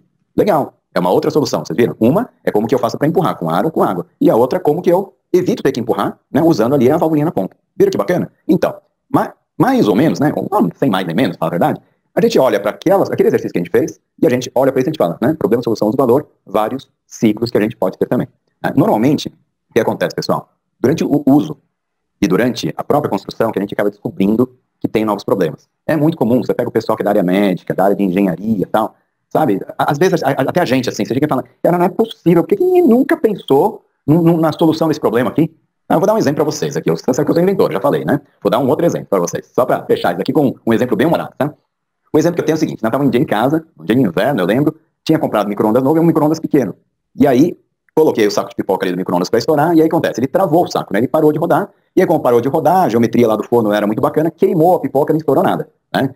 E aí, sabe o que você fala assim? Você fala, como é que ninguém nunca inventou alguma coisa para esse saco aqui não ficar estourando tudo aqui, né? Quer dizer, não ficar travando no micro-ondas. Aí eu falo, por que ninguém inventa isso? E todas as vezes que eu falo assim, por que ninguém inventa isso? Eu sempre olho assim, né, pro espelho e falo, senhor Henry Suzuki, o senhor é um ser humano ou um roedor, né? Você é um homem ou um rato, né? Você fala, não, eu sou um homem, eu gostaria de ser, né? Então, por que não inventa você, então? Então, você fala, rapaz, é verdade, por que a gente não inventa? Olha só, uma ideia. Colocar um cinto de segurança, né, um barbantinho assim amarrado em volta do saco de micro-ondas. Resolveu? Problema técnico. Tem um problema técnico. O meu problema técnico é o quê? O saquinho de pipoca enrosca no micro-ondas. Qual que é uma possível solução técnica, né? A possível solução técnica, eu vou colocar um cinto de segurança que não deixa ele expandir muito, então aí o saco cresce pro lado certo. Agrega valor? Para mim agregou, eu parei de comer pipoca queimada. Ou então, pelo menos, ficar revoltado de ter que desligar o micro-ondas mais cedo, né? Porque senão não ia estourar, ia queimar as minhas pipocas lá. Era útil? Olha, não era muito difícil não, você colocava lá o barbantinho em volta, funcionava relativamente bem, né? Qual é a construção? Barbantinho amarrado em volta. Tem outras construções possíveis? Tem. Olha só, eu posso pegar, cortar um saco de pipoca de micro-ondas que já existe, certo? Corta ali, que nem anel de Lula, assim, certo? E aí, o que eu descobri? Que aquele anel, se você colocar assim de ladinho, é exatamente o que precisa para você ter o seu cinto de segurança do tamanho certo, inclusive. Olha só, né? Então, a construção não é o barbante. A construção é um delimitador. Será que tinha que ser toda a volta do saco? Não poderia ter só um pouquinho ali em volta? Fala a verdade, até poderia ser só em volta. Para falar a verdade, acabei de inventar agora, hein? Tá sendo gravado, mas não tem problema, porque também se for para a humanidade não tem problema, tá? Eu poderia pegar e colocar 2 fitas coladas no próprio saquinho de pipoca ali, que quando ele estourasse, ele já tinha um cinto de segurança já embutido no próprio saquinho. Curtiu? Curtiu, né? Legal. Você viu que é uma construção diferente? Você viram quantos graus que a gente vai tendo, né? Tem outro jeito, então vamos lá. E normalmente é assim que a gente vai construindo invenções, pessoal. A gente não para na primeira volta. Porque o que acontece? Todos os dias, quando a gente inventa uma coisa, tem um monte de gente inventando. Então, normalmente essa primeira volta que a gente dá de tive uma ideia, Milhares de pessoas já tiveram aquela ideia. Agora, a execução da ideia, quando eu digo a execução, a construção daquilo, para resolver mais problemas, pouca gente investe esse tempo. Então, normalmente, as invenções patenteáveis não estão no primeiro degrau, os problemas mais evidentes. Elas estão no problema que o problema precisa resolver para... Você entende? Então, assim, está no próximo degrau. Então, normalmente, quando a gente fala, né, de invenção, de patentes, aí já volta. A gente acabou de falar do exemplo ali para trás. Agora a gente volta a falar disso, mais uma vez, né? Não seja preguiçoso. Quando você for inventar, pense no problema, no subproblema e assim por diante. E quanto mais a gente pensa em problema, mais a gente se torna criativo para problemas que valem a pena serem resolvidos. Ok, pessoal? Então, não sei quantos de vocês tiveram a oportunidade de fazer o exercício, mas quem eventualmente não fez o exercício ainda de... Pega uma invenção, pode ser na área de saquinho de pipoca, seja lá o que for, né, que tem um monte de patente sobre isso, viu, pessoal? E dá uma estudada em problemas e subproblemas. E um jeito muito legal de estudar problemas e subproblemas é você pegar patentes, lembra que a gente fez com o resgate de navios? Pega lá, né, uma patente de 1956, quem citou, quem ela citou, eu vou voltando no tempo. Ou então, eu tenho uma patente de uma origem, uma tecnologia, e aí, quem citou, né? Então, normalmente, você vai vendo que as pessoas que inventam mais pra frente, né, sobre os ombros do gigante, inventamos mais longe e tal, né, você vai ver que tem muitas daquelas outras invenções que o próprio inventor daquela original lá para trás já poderia ter pensado, né? E às vezes não pensou, né? Se não pensou, se não escreveu, aí vai um outro, pensa e escreve. Aí fica naquela situação que nem a cadeira, né? Eu inventei a cadeira, aí vai o outro e inventa a cadeira com rodinha. Se eu que inventei a cadeira quiser colocar a cadeira com rodinha no mercado, eu vou ter problemas lá com o outro que patenteou lá a cadeira com rodinha. Então é aquela zona de muita exclusão que a gente tem. Então, quando a gente está construindo patentes, né, que são relevantes, normalmente a gente constrói patentes não só únicas, né? Mas a gente acaba construindo também várias patentes, várias camadas de proteção. E às vezes o subproblema técnico pode ser o que interessa. Algo como, lembra que eu falei lá do meu cinto de segurança no saquinho de pipoca? Então, como é que eu vou colar esse cinto de segurança no saquinho de pipoca para que ele possa depois se expandir? Aí alguém chega e fala, usa tipo cola quente e tal. Só que o problema da cola quente é que quando eu esquentar a pipoca, ela derrete. Então eu tenho que dar um jeito de fazer a fixação disso que não seja, por exemplo, com cola quente. Eu vou pensar numa cola especial que possa ser utilizada ali, que seja compatível com um produto alimentício, tal, coisa do gênero. E olha só, pessoal, no dia que você descobrir que tem essa cola, que é muito boa para embalagem de alimentos, não vai depositar saquinho de pipoca colado com aquilo, né? Serve para qualquer tipo de embalagem de alimentos. E, aliás, por que só de alimentos? Né? Qualquer tipo de embalagem, ou então qualquer tipo de área em que aquele problema técnico existe. Deu para entender? Mas sabe o que é mais legal? O mais legal é você pegar uma área que você trabalha e começar a olhar para os problemas técnicos a resolver. É uma coisa que é muito legal, pessoal. O ser humano é um bicho inteligente, eu vou te falar. Alguns são menos, assim que nem eu, né? Mas muitos são muito inteligentes, né? E aí o que acontece, pessoal? Você vai vendo patente, você fala, cara, como esse cara é inteligente? E aí vai outra. E aí você vai descobrindo que os caras são muito bons. E outra coisa que a gente descobre que o ser humano é muito inteligente é que especialista em propriedade intelectual, esses caras são acima da média, né? Principalmente fora do Brasil, lá tem uns americanos, umas americanas lá que eu conheço lá, que eles são assim, não existem essas pessoas. E o que é legal, a gente pode aprender com eles também. Entendeu? Como, né, a gente não precisa ter todos os neurônios do mundo, a gente pode usar a inteligência daquilo que já existe, né? E você já conversou sobre esse assunto, né? Mas construção de invenções que vale a pena, usando o PCUV, espero que tenha ficado claro para vocês agora. Tá bom, pessoal? Valeu? Vamos seguir aqui com o nosso Project Model Canvas agora. É isso daí, senhor Henry Suzuki. Muito obrigado aqui mais uma vez, né? Deixa eu fechar a janelinha antes que você saia falando de novo, né? Pessoal, isso que a gente viu agora aqui, né? Mesmo quem trabalha com propriedade intelectual não é um lugar muito comum, assim, né? Mas aí voltando para as perguntas que a gente teve no começo da nossa conversa de hoje, tá? Que é a questão de eu posso colocar mais detalhes e tornar a minha patente mais robusta, né? Foi até uma pergunta que foi feita aqui no chat. A resposta é sim. Só toma cuidado para não colocar detalhe demais na reivindicação principal. Por quê? Porque senão vai ficar muito restrito. Então você trabalha com vários degraus, né? Problema técnico principal, subproblema técnico, subproblema, subproblema e assim por diante, tá? E talvez uma das maiores mensagens que tem aqui é dificilmente a gente vai pensar em alguma coisa que alguém não pensou antes. Mas também nós somos um bicho inteligente. Então, a gente pode pensar em coisas que outros não pensaram, tá? Legal. Seguir aqui adiante, pessoal. Se qualquer dúvida vocês tiverem, me interrompa, tá? Deixa eu compartilhar a tela novamente. E aqui vocês estão vendo, né, que a gente tem aqui o vídeo que a gente acabou de ver agora do PCUV. E a gente tem aqui, esse vídeo do Zé Finol, que vocês puderem assistir, assista, pessoal, é muito legal, é o Finol que falando. Assim como o do Project Model Canvas, tem lá para cima também, tem a indicação do link do vídeo do Finol, tá? Legal. Esse exemplo, né, dessa tabela problemas, né, pra vocês terem uma ideia, né, curso aqui, esse documento em Word, que vocês viram agora, ó, tá aqui, ó, vocês podem baixar, né, tudo bem que é um Word bobinho de tudo, né? macro problema, subproblema, mas é só para vocês se lembrarem, né? Vocês podem até baixar depois aqui também, tá? Tem até outros modelos, como a gente vai ver também, modelos, né, de documentos que a gente pode baixar também, tá bom? Legal. Pessoal, alguma dúvida mais?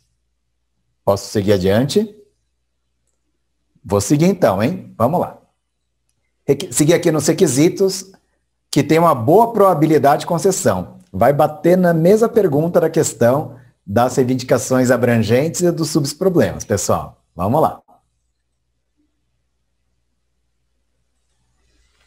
Vamos lá, pessoal. Estamos aqui de volta ao nosso bloco de requisitos. Acabamos de falar agora há pouco sobre a construção de invenções que vale a pena usando o nosso PCUV. Comentário geral, tá, pessoal? Tenho certeza que quem trabalha com Design Thinking, quem trabalha com metodologia TRIZ, né, desenvolvida lá na Rússia, por exemplo, deve olhar para esse bloco e falar, cara, tem muito mais ferramenta de criatividade que a gente poderia citar num curso como esse. Verdade seja dita, tem muito mais coisa mesmo, pessoal. Né? O que acontece? Por um primeiro momento, a gente tem o nosso foco maior aqui, é a parte da criação, né, da construção de uma patente que vale a pena realmente ser depositada. Né? Evidentemente, o processo de criação, né, vem antes até da gente trabalhar na redação da nossa patente. Né? Então, tudo isso a gente vai procurar, com o tempo, né, adicionar mais materiais, outras metodologias, conversar com o pessoal da área de criação, por exemplo, porque esse bloco, né, de aprendermos técnicas para sermos mais criativos, não mais criativos apenas, mas criativos mais efetivos, quando diz respeito a criar uma coisa nova, que tenha valor comercial, por exemplo, ou um maior impacto na sociedade, né, a gente tem algumas ferramentas que podem nos ajudar. Então a gente vai ver isso ao longo de próximos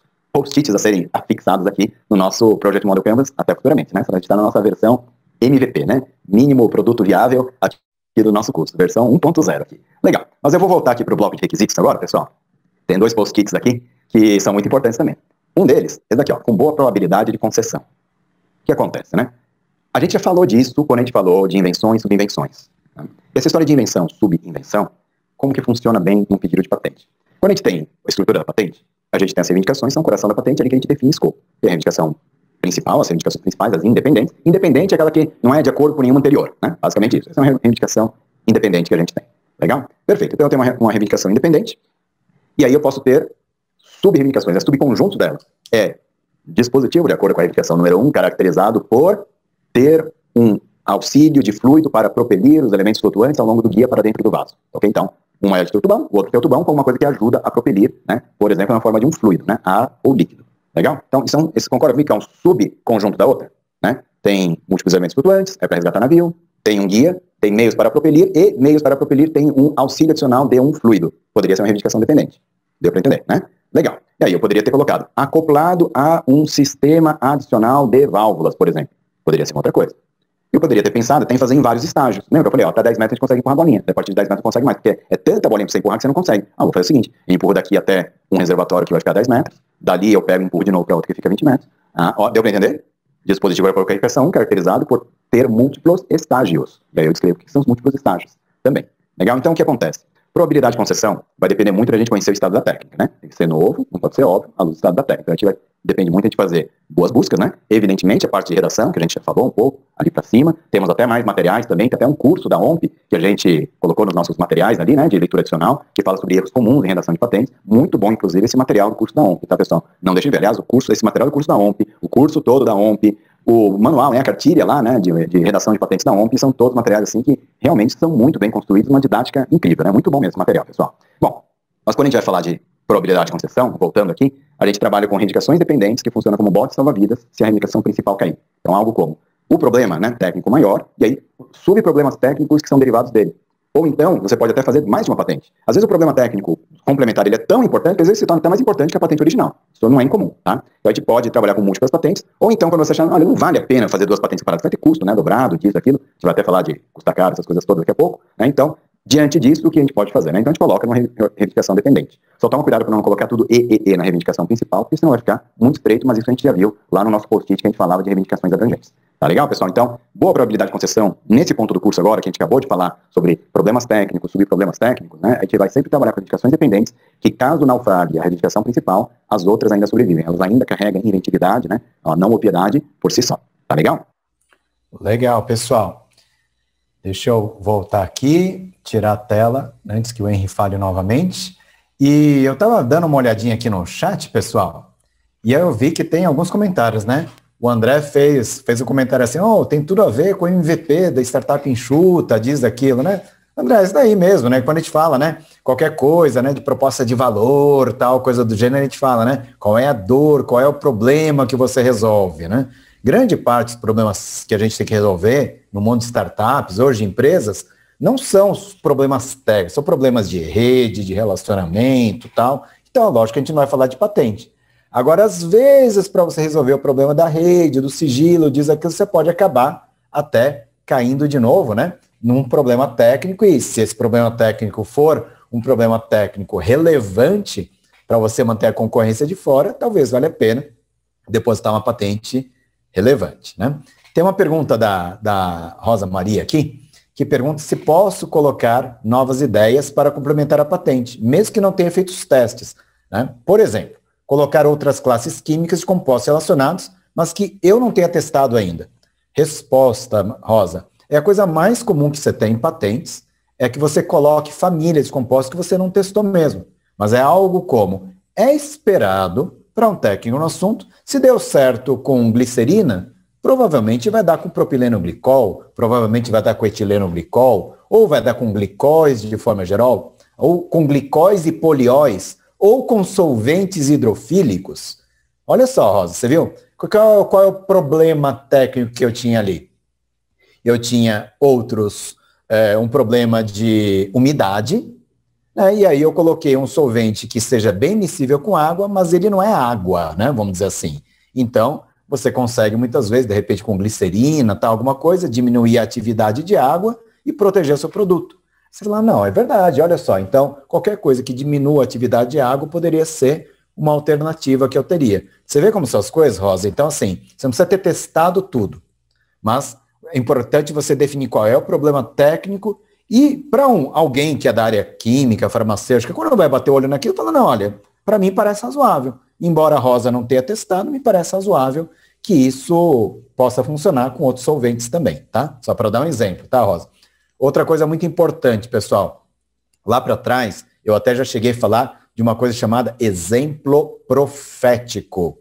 Uma coisa muito importante, tá? Vai ter em outros vídeos, mas eu vou aproveitar a pergunta da Rosa agora.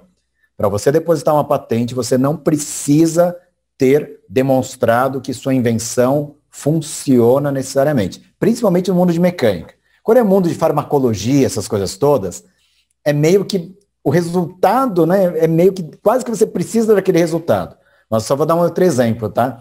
Um resultado no mundo de farmacologia feito em cultura celular, que você nem testou num organismo superior, nem no camundongo ainda, você pode usar um teste de cultura celular. Você pode usar até mesmo testes ou dados, até em sílico, para você embasar patentes nesses segmentos. Tá? O pessoal muitas vezes fala, né, porque você está dando tanto exemplos de área farmacêutica e tal, é porque você é farmacêutico? Eu falei, então, eu sou farmacêutico também, mas eu dou muitos exemplos nessa área, por quê? Porque uma das áreas que mais tem patentes que tem alto valor são química, biotecnologia, saúde, farmacêutico, agroquímico. Por que são áreas tão importantes? Porque difícil é você chegar num produto que seja estável, que ele seja efetivo, etc. Tem um risco muito grande disso, né? E uma vez que você descobriu, fazer o genérico dele, muitas vezes não é tão difícil, né? Por isso que são áreas muito importantes. São áreas em que a cópia é relativamente fácil, então você precisa de ter barreiras artificiais, como, por exemplo, uma patente, né? Testes in vitro podem ser considerados, então, ex vivo, inclusive, né? Ali, in vitro, pode ser in vitro, né? In vitro, ex vivo, in sílico, Rosa, poderia ser considerado também. Sabe o que é melhor, Rosa? Melhor do que eu ficar falando para você é, leia patentes da Pfizer, leia patentes da Glaxo, leia patentes da Novartis, etc. Você vai ficar boba de ver a quantidade de patentes que tem, super relevantes, com base em testes que muitas vezes foram feitas in vitro somente, tá? Então, uma coisa muito importante, tá, pessoal? É solução técnica no problema. Qual que era a solução técnica que você tinha? Eu queria um inibidor de enzima conversora da angiotensina. Aí eu pego, faço lá um painel lá de high throughput screening, né? E aí faço lá. Né? Foi feito ali no modelo in vitro, praticamente, não é isso, Rosa? Então, isso é útil. Mas melhor, mais uma vez, melhor do que eu te falar é leia patentes de terceiros. Aqui é outro mantra aqui do nosso curso, né? Usar sempre patentes de terceiros. Tá bom, pessoal? Pessoal, ó, são 18 horas e 23 minutos, só uma lembrança geral, tá, pessoal? Como a gente está numa maratonada aqui, eu, de fato, tá? Não vou fazer intervalo aqui, porque dá para vocês, né, darem uma desligada no vídeo e tal, e tiverem que tomar uma aguinha e assim por diante, tá? Mas eu vou seguir aqui adiante. Pessoal, alguém tem mais alguma dúvida, alguma questão, para a gente poder seguir aqui com o nosso curso? Vamos lá? Ninguém tem mais perguntas, tal, né? Então, estou aqui compartilhando a tela novamente, né? Vou voltar ali para o nosso construção de patentes relevantes. E aqui eu tenho aqui o último vídeo dos requisitos, né? Que não custe os olhos da cara para serem tramitados. Aqui eu já começo a entrar na questão, né, de como que eu não gasto dinheiro demais com patente. Tá bom, pessoal? Então vamos lá. Vou pedir para o meu amigo Henry Suzuki falar com a gente sobre como não gastar os olhos da cara. Vamos lá. Deixa eu abrir aqui o próximo vídeo.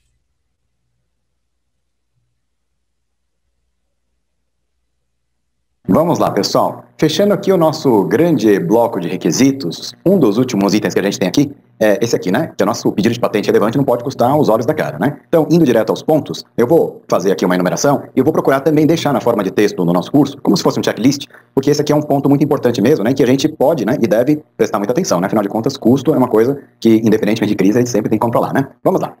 Falando de controle de custos, na fase toda, né, de redação e construção, quanto mais a gente conseguir fazer dentro de casa, sem ter que contratar alguém de fora para fazer, melhor. Eu não estou querendo dizer para não contratar alguém de fora, mas deixa esse recurso que você tem para contratar orientação, revisão, acompanhamento, tá? Porque são atividades que alguém de fora pode te ajudar bem. Grande parte do processo de invenção, grande parte do processo de construção da patente, vocês viram, né? A gente falou de construção da patente, depende muito do nosso, né, de ser feito internamente isso, né? Não dá para deixar para que alguém faça fora. A gente vai até falar dessa questão de gente de fora trabalhando nos nossos projetos, quando eu for falar ali de equipe, por exemplo, tá? Mas deixa eu voltar, então. Custos, né? Fazer dentro de casa, grande parte da lição de casa, até onde der. Contrata gente de fora para fazer orientação e revisão. Beleza.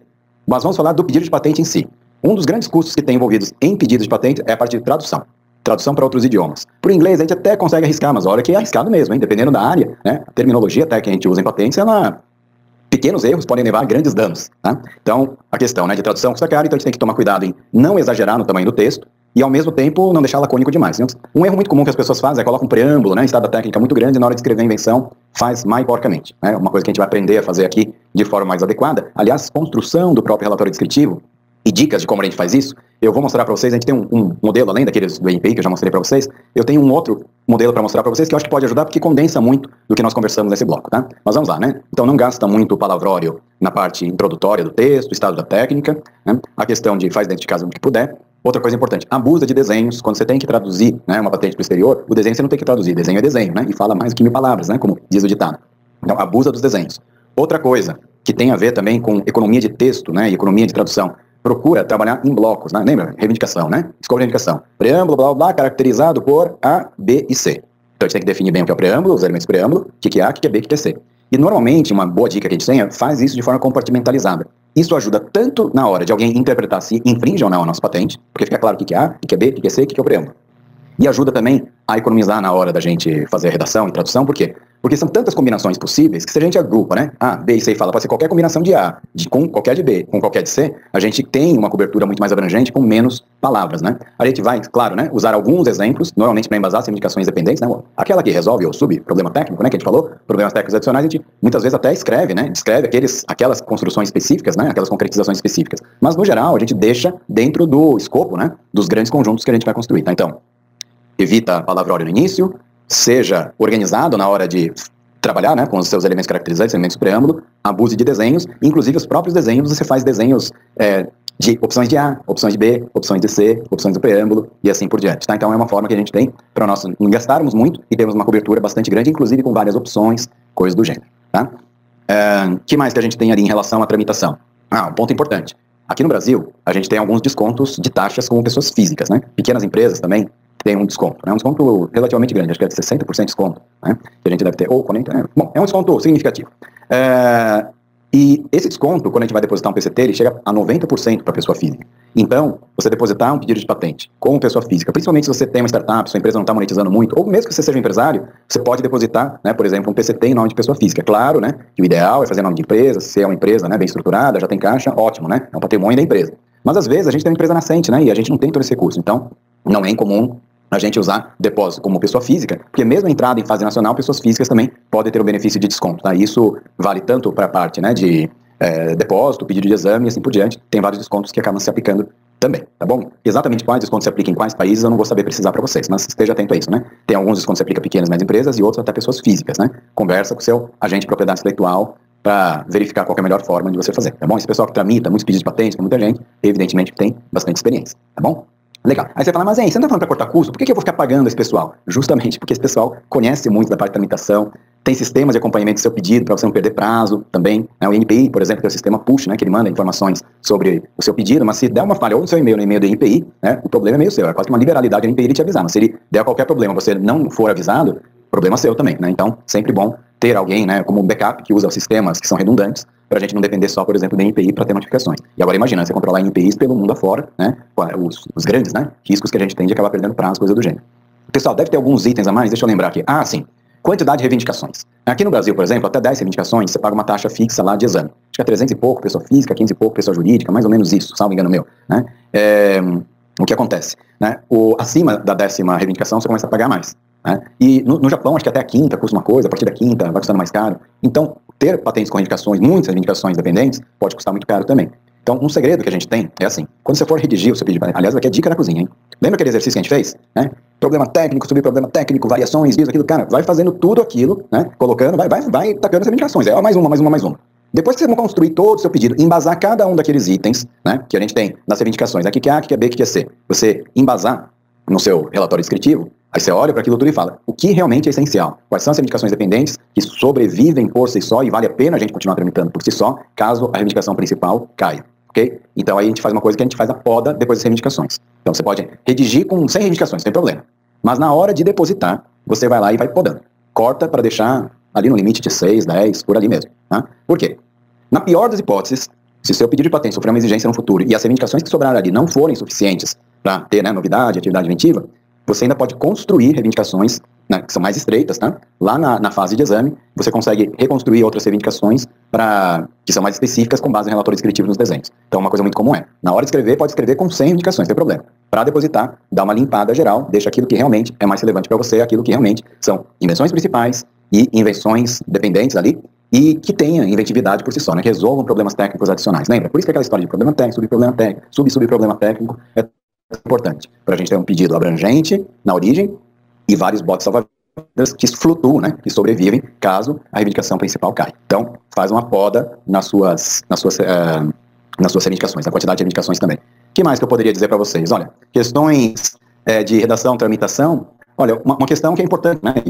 Vai ter um checklist ali, tá, pra gente, mas até você ter já, né, procurações já pré-assinadas pelos inventores, desde a origem. Hoje, pode ser um funcionário seu, de repente você demite ele tá trabalhando em uma outra empresa, é difícil você pegar, assim, por mais que ele tenha de assinar lá, por exemplo, para um depósito dos Estados Unidos, ele vai acabar assinando, né? Mas, para não ficar correndo o risco de ter que correr atrás depois, que isso tem um custo muito grande operacional, né, já tenta deixar redigido ali, ou assinado as procurações lá, enquanto todo mundo é amigo, todo mundo tá no mesmo time também, tá? Isso daqui ajuda também. Pessoal, vários desses outros itens eu vou colocar na forma ali de texto, porque eu acho que vai ficar mais agradável do que eu ficar falando aqui para vocês, tá? Mas, vamos fazer o seguinte, para fechar esse nosso bloco, eu vou até gravar um vídeo separado aqui, eu vou mostrar para vocês um exemplo, né? A gente lá para trás viu os modelos do NPI, vocês estão lembrados? Ali, né, de modelo formal de pedido de patente. Eu tenho um que eu também tenho usado no curso, né, que tem além do lado formal, ele tem algumas dicas, né, de como a gente pode fazer o nosso pedido de patente, assim, meio que já, tipo dica da cozinha, né? É isso daí, pessoal. Vamos lá, né? Deixa eu tirar o Henry daqui de novo, né? Bacana. Pessoal, deixa eu parar de compartilhar a tela um pouco. A gente está chegando numa hora crítica do nosso curso aqui, sabe qual que é, da nossa maratona? 1h30, normalmente, a gente começa a ficar bem cansado já, né, Hélio? Eu vi que você chegou atrasado, Hélio, viu? Mas já está cansado, fala a verdade, né? A gente dá, sabe, é muita coisa, né, para a gente ficar vendo. Eu vou fazer uma coisa, então, pessoal. A gente conseguiu, como não teve falha técnica hoje, eu vou combinar uma coisa com vocês aqui agora, tá? São 18h33. Por incrível que pareça, se a gente der 5 minutinhos de descanso, vai ajudar vocês a aproveitarem melhor os momentos finais, tá? Porque senão a gente fica muito cansado e vocês não vão poder aproveitar bem. Então, ó, são 18 horas e 33 minutos, 18 horas e 38, a gente retorna, tá, pessoal? Vamos lá, pessoal. Então, estamos voltando aqui no nosso intervalo. Tem uma pergunta do José Augusto aqui, né? Uma patente depositada em 3 países diferentes. Atualmente foi decidido que o depósito ficaria só no país de origem. Como poderá ser afetada essa patente? José Augusto, uma coisa muito importante, as patentes são independentes uma das outras, tá? Então, você depositou no Brasil, depositou nos Estados Unidos, abandonou o pedido brasileiro, o pedido norte-americano vai continuar tramitando igual, tá? Inclusive, pode ser que uma patente seja concedida no país, seja indeferida no outro, tá? Então, a partir do momento que as patentes entram em fase nacional ali, elas se tornam independentes, tá? É um pouco diferente, por exemplo, do que acontece com marca, né? Quando você tem, por exemplo, marcas depositadas de acordo com o protocolo de Madrid, tem algumas diferenças ali, né? Se a marca no país de origem, ela tem algum problema, isso vai se refletir nos outros. Patente, não, tá? Agora, o que é muito comum acontecer, viu, José Augusto, é que uma patente seja indeferida porque não tem novidade, não tem atividade inventiva, etc., né? E ela ser indeferida no país, provavelmente o examinador do outro país ou concorrentes no outro país podem usar aquela informação para tentar ou, né, levar ao indeferimento, ou mesmo que a patente tenha sido concedida, que ela venha a ser anulada, tá? Mas cada uma sobrevive diferente das outras, separadamente, tá bom? Pessoal, para fechar aqui o nosso bloco, que eu até comentei, né, que é o coração do nosso curso, que é o bloco aqui, final do bloco número 5, a gente vai ver 2 coisas. Agora fica mais light, porque agora é mais ver a parte de formatação, tal, essas coisas, tá? Mas é legal porque isso ajuda a gente a consolidar alguns conhecimentos, tá? Então deixa eu compartilhar minha tela novamente. E aí, vamos ter aqui um exemplo, né, de modelo formal de patentes, que inclusive todo mundo tem acesso a esse modelo aqui, tanto do senhor Henry Suzuki como do próprio INPI, tem modelos disponíveis também, tá? Nós vamos pegar aqui o modelo do senhor Henry Suzuki. Abrir aqui uma nova guia. Vamos lá, então, pessoal. Aqui eu tenho um modelo formal, né, para a gente fazer um depósito de patente aqui no Brasil, mas além do lado formal da coisa, né, numerar parágrafo, ter margem, coisa do gênero, eu coloquei algumas dicas a mais aqui de como a gente constrói um pedido de patente, tá? Normalmente, pessoal, quando a gente vai ler um pedido de patente, a gente começa ali, né, tem resumo, tem relatório descritivo, desenhos, etc. Normalmente, recomendo começar a redação e a própria leitura pelas reivindicações. Eu vou pular já direto para as reivindicações, depois a gente volta aqui para o início. Então vamos lá, vou dar um exemplo para vocês, tá? Eu tenho indicações aqui, né? Então, produto XYZKW, caracterizado por compreender AAA, BBB, CCC, certo? Então, quando eu tiver que descrever o meu pedido, né? Depois eu tenho que falar o que é A, o que é B, o que é C, o que é XYZKW, certo? Legal. Aqui eu tenho alguns exemplos, né? Do tipo AAA, BBB, CCC, eu tenho algumas variações que podem ser de A, de B e de C, e eu posso ter até, adicionalmente, por exemplo, ali, um DDD, que eventualmente pode resolver um problema técnico adicional ali para mim também, tá bom? Legal. Além de ter uma patente de produto, eu também posso ter uma patente de produto e de método, ou de processo também. A gente tem materiais adicionais sobre isso, né? Mas, por exemplo, patentes de processo permitem que eu use a inversão do ônus da prova no caso de infração da minha patente, né? Patente só de produto não. Então, se eu tiver uma reivindicação de processo, é uma reivindicação interessante também para eu ter no meu pedido de patente. Então, cabia até usar nos tribunais, a gente usar contra a concorrência, é interessante você ter patente de produto e de processo, ainda que seja para você garantir ali o seu direito de usar a inversão do ônus da prova, tá? Por exemplo, no caso de patentes de processo. Legal. Nós vamos voltar aqui, então, para o nosso relatório descritivo, né? Então, AAA, BBB, CCC. Então, o que acontece? Vamos lá. No relatório descritivo, tem o título, não mais restritivo às indicações, campo na emissão, de forma bem genérica, não preciso ficar entrando, escrevendo uma redação aqui. Depois, antecedente da emissão. Eu não sou obrigado a fazer revisão bibliográfica nem nada aqui. Tem alguns colegas que recomendam, coloca 3 anterioridades e já comenta essas 3 anterioridades. Isso é uma prática muito comum, não é mandatória também, né? Porque o próprio escritório pode depois escolher algumas outras anterioridades que ele vai pedir para você fazer comparação, tá? Então, você pode fazer isso também, né, posteriormente. Legal. E outra coisa importante, tá, pessoal, fazer comentários sobre o estado da técnica, né? Quando questionado, por exemplo, o examinador, não é considerado adição de matéria também, tá? Porque você não pode ter que esclarecer um problema de falta de clareza do seu pedido, não. Agora, falar do estado da técnica não é considerado adição de matéria. Beleza. Então, tem antecedentes. Pode ser uma coisa muito simples mesmo. E, aliás, né, o comentário que eu fiz agora há pouco, na parte de antecedentes, você pode colocar de uma forma muito resumida. Algo como, né? Tampa de garrafa que monta uma com a outra, como bloco de montagem, existe mercado, ponto. Ou então coloca só o número de patentes, ali não precisa ficar descrevendo cada uma delas. Legal. uma breve descrição das figuras, né? Então lembra, abusa das figuras, usa muitas figuras, faz variações das figuras que a gente tem. Então, configurações opcionais de A, de B e de C e assim por diante. E na descrição da invenção, a gente usa as reivindicações como se fosse um checklist, né? Então, o que é A? Não era assim, produto XYZKW, caracterizar, compreender A, BBB, CCC. O que é A? O que é BBB? O que é CCC? Então, usa as reivindicações. Reivindicação dependente, tinha um DDD. O que é o DDD? Resolve algum problema técnico adicional, né? Então, numa configuração adicional, pode ter um DDD também, que resolve um problema técnico adicional de mais alguma coisa. Aqui nesse texto, né, tem uma série de dicas para vocês darem uma olhada, tá? Legal. Então, a gente fala, né, de problemas técnicos, a gente fala, né, da descrição do que significa cada um dos componentes, do preâmbulo, dos elementos caracterizantes e assim por diante. E aqui, e assim vai, né? Aqui, ó, só para dar um exemplo, eu tinha até falado do DDD, né? A adição do componente opcional do DDD pode ser útil para adicionar o problema técnico adicional, ou subproblema técnico adicional de seja lá o que for. Ok? E a gente segue mais ou menos essa lógica. Se vocês pegarem várias patentes de grandes empresas, pessoal, vocês vão ver que a lógica não é muito diferente dessa. Lembra, né? Sempre leia patentes de grandes empresas e entende por que elas foram feitas desse jeito. E você fala, olha, realmente, em 3 páginas você conseguiu condensar muita coisa ali. Perfeito. Segue essa lógica, pessoal, tá bom? Aí tem a parte, bom, as reivindicações a gente já viu. Reivindicações, normalmente a gente não vai passar muito de 10 aqui, e procurar fazer reivindicações dependentes que sejam realmente relevantes. Talvez aqui eu poderia até ter cortado um pouco do A, B e C, ser selecionado de alguns determinados grupos aqui, porque eu poderia ter tudo isso já embasado no meu relatório descritivo também. E, eventualmente, se eu precisar fazer uma especificação de A, e dentro daqueles conjuntos de A tem um subconjunto que pode ser um conjunto interessante para mim, eu poderia ter colocado tudo isso no relatório descritivo. Num caso, né, precisar estreitar as minhas reivindicações, aí eu recupero lá o relatório descritivo, ó, conforme o parágrafo número 42, eu vou fazer uma restrição aqui na minha reivindicação número 1, que passa a ter a seguinte redação. Aí você incorpora aquele elemento caracterizante a mais também, tá bom? Os desenhos, né? Resumo, no Brasil, né? Ele começa pelo título, que é igual ao título do relatório descritivo, e normalmente o que é muito comum de fazer, pessoal, em resumo e na descrição inicial da invenção, é quase um copy-paste da reivindicação principal. Porque ali, praticamente é onde você está definindo que é a sua invenção. Então, não precisa criar muita coisa além daquilo, não. Tá? Então, essa é uma dica também que vale, né? Usa a reivindicação principal e não coloque restrições adicionais, nem no título, nem no resumo. Tá bom? Tem um material que eu mandei para vocês, que era do curso da OMP ali, tá ali para trás do nosso curso. Dá uma olhadinha, ele tem uma série de dicas também, né? De como não errar na terminologia e assim por diante. Tá bom? Legal. E os desenhos, né? Normalmente são figuras em preto e branco, com linha contínua, sem texto explicativo, somente com indicação de numeração, coisa do gênero, tá? Em algumas situações, sim, são aceitos, por exemplo, espectros, tal, coisa do gênero, mas o mais comum que a gente tem é trabalhar com figuras preto e branco puro, linhas grossas, traços contínuos e numeração. Não precisa ser desenho técnico, pode ser feito até à mão.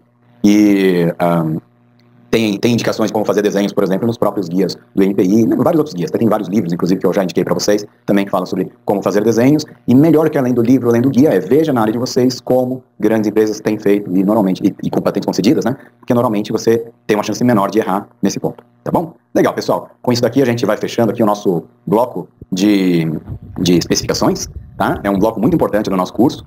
E que provavelmente, né, aliás, provavelmente não, ao final, mais pra frente no curso, a gente vai pegar um exemplo, até de uma invenção mesmo, né, você sabe que eu também sou inventor, e a gente vai contar um pouco da história dessa invenção, e vocês vão ver como que grande parte disso que a gente conversou, né, ao longo do nosso Project Model Canvas, para a construção de patentes, foi aplicado a um caso concreto, tá bom? Nos vemos em breve, então. Agora a gente já está partindo para a nossa terceira coluna, né, a coluna ali do quem, né, stakeholders externos, depois os quem internos, né, equipe interna, e fatores externos, tá? Nos vemos em breve aqui no próximo vídeo. Legal, pessoal. Obrigado, então, aqui, né, eu vi que a Camila está com a mão levantada ali já também, né, e, bom, aqui a gente viu uma questão mais formal aqui, né, do pedido de patentes. A gente vai ter só mais um exemplo aqui no último vídeo de como a gente coloca isso em prática, mas eu vi que a Camila levantou a mão, né, Camila? Depois tem uma pergunta da Nizeli também, tá? Isso, professor. É com relação às figuras. A gente trabalha, eu sou da área de biotech, a gente acaba trabalhando muito com gráficos. Como é que o senhor orienta a gente a colocar os gráficos, por exemplo? Porque o gráfico é uma figura, mas não pode ter legenda, né? Eu acredito que também não possa ter uma escala. Não, então, Camila, você vai ver que eles falam que não deve ter texto explicativo, coisa do gênero. Aí eu vou te dar uma resposta que é uma resposta genérica, assim, tá, Camila? É algo como, veja patentes da sua área, que todo mundo tem gráfico, todo mundo tem tabela, inclusive tabelão mesmo, sabe? E aí você vê como que o INPI tem aceito. Tá? Por que eu estou te falando isso, Camila? Perfeito. Porque essa resposta te ajuda com várias dúvidas, entende? Tá? Tem os guias do próprio INPI formais também. No curso, no PDF, eu indico vários guias, tá? Mas é mais fácil você ver patente concedida, como que foi feito na prática, do que você ficar lendo o guia. Perfeito, Tá bom? professor. Perfeito. Muito obrigada. Beleza. Vamos lá. De nada. Aqui tem uma pergunta aqui da Rosa, né? Da Rosa Maria. Se perder o prazo de depósito nacional, não tem como recuperar, não é mesmo? Então, Rosa, às vezes até dá para você tentar recuperar essa entrada em fase nacional, tal, coisa do gênero, tá? Mas aí eu vou te pedir um favor, Rosa. A gente pode... assim, como cada caso é diferente do outro, é bom a gente pegar o caso específico e estudar.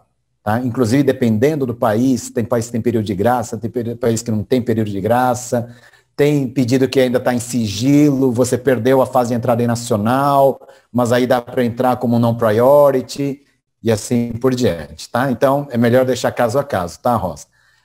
Mas tem que tomar cuidado para não perder os prazos, certamente.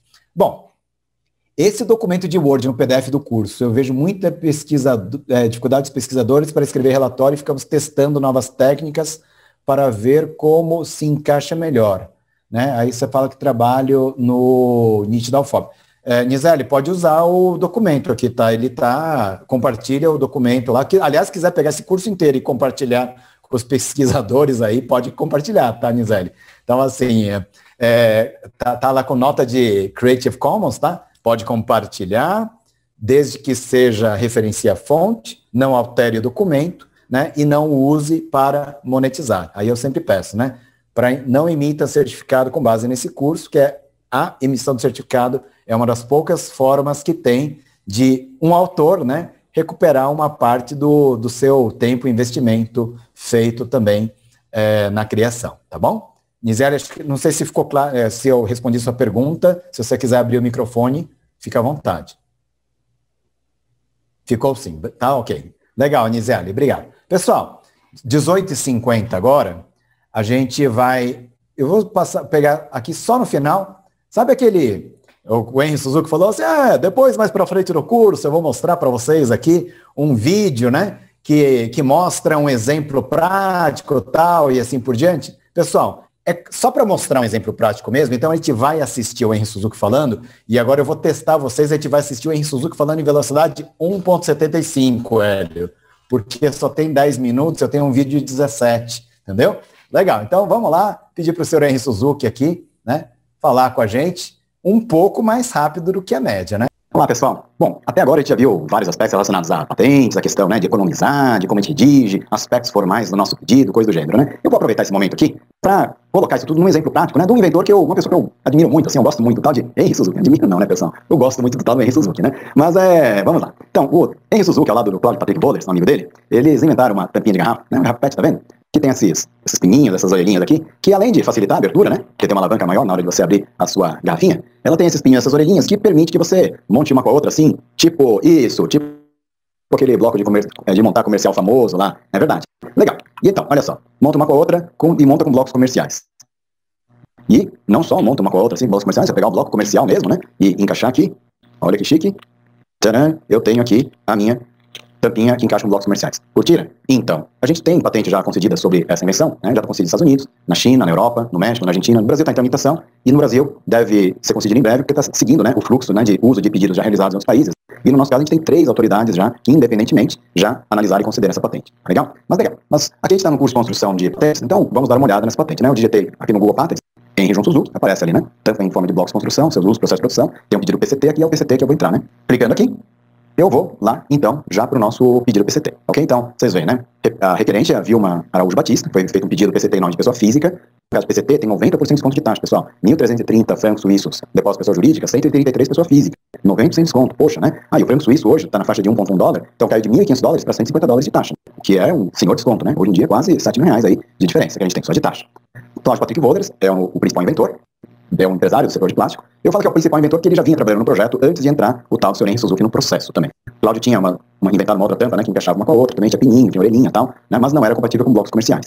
E aí tem uma série de coisas importantes. Qual é o problema técnico que a gente tinha endereçado nesse pedido PCT? Né? Quer dizer que é um pedido, tá, pessoal? As reivindicações desse pedido PCT concedidas, né, que depois foram na Europa, nos Estados Unidos, na China, foram mais restritas do que o nosso pedido original. Mas aqui, né, vamos falar, né?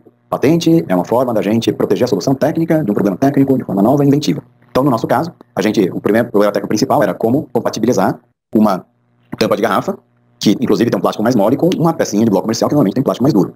Mas independentemente de ser plástico mole ou plástico duro, como que a gente compatibiliza? Então, originalmente era ter pinos e nichos que encaixam um para um com esse padrão, ok?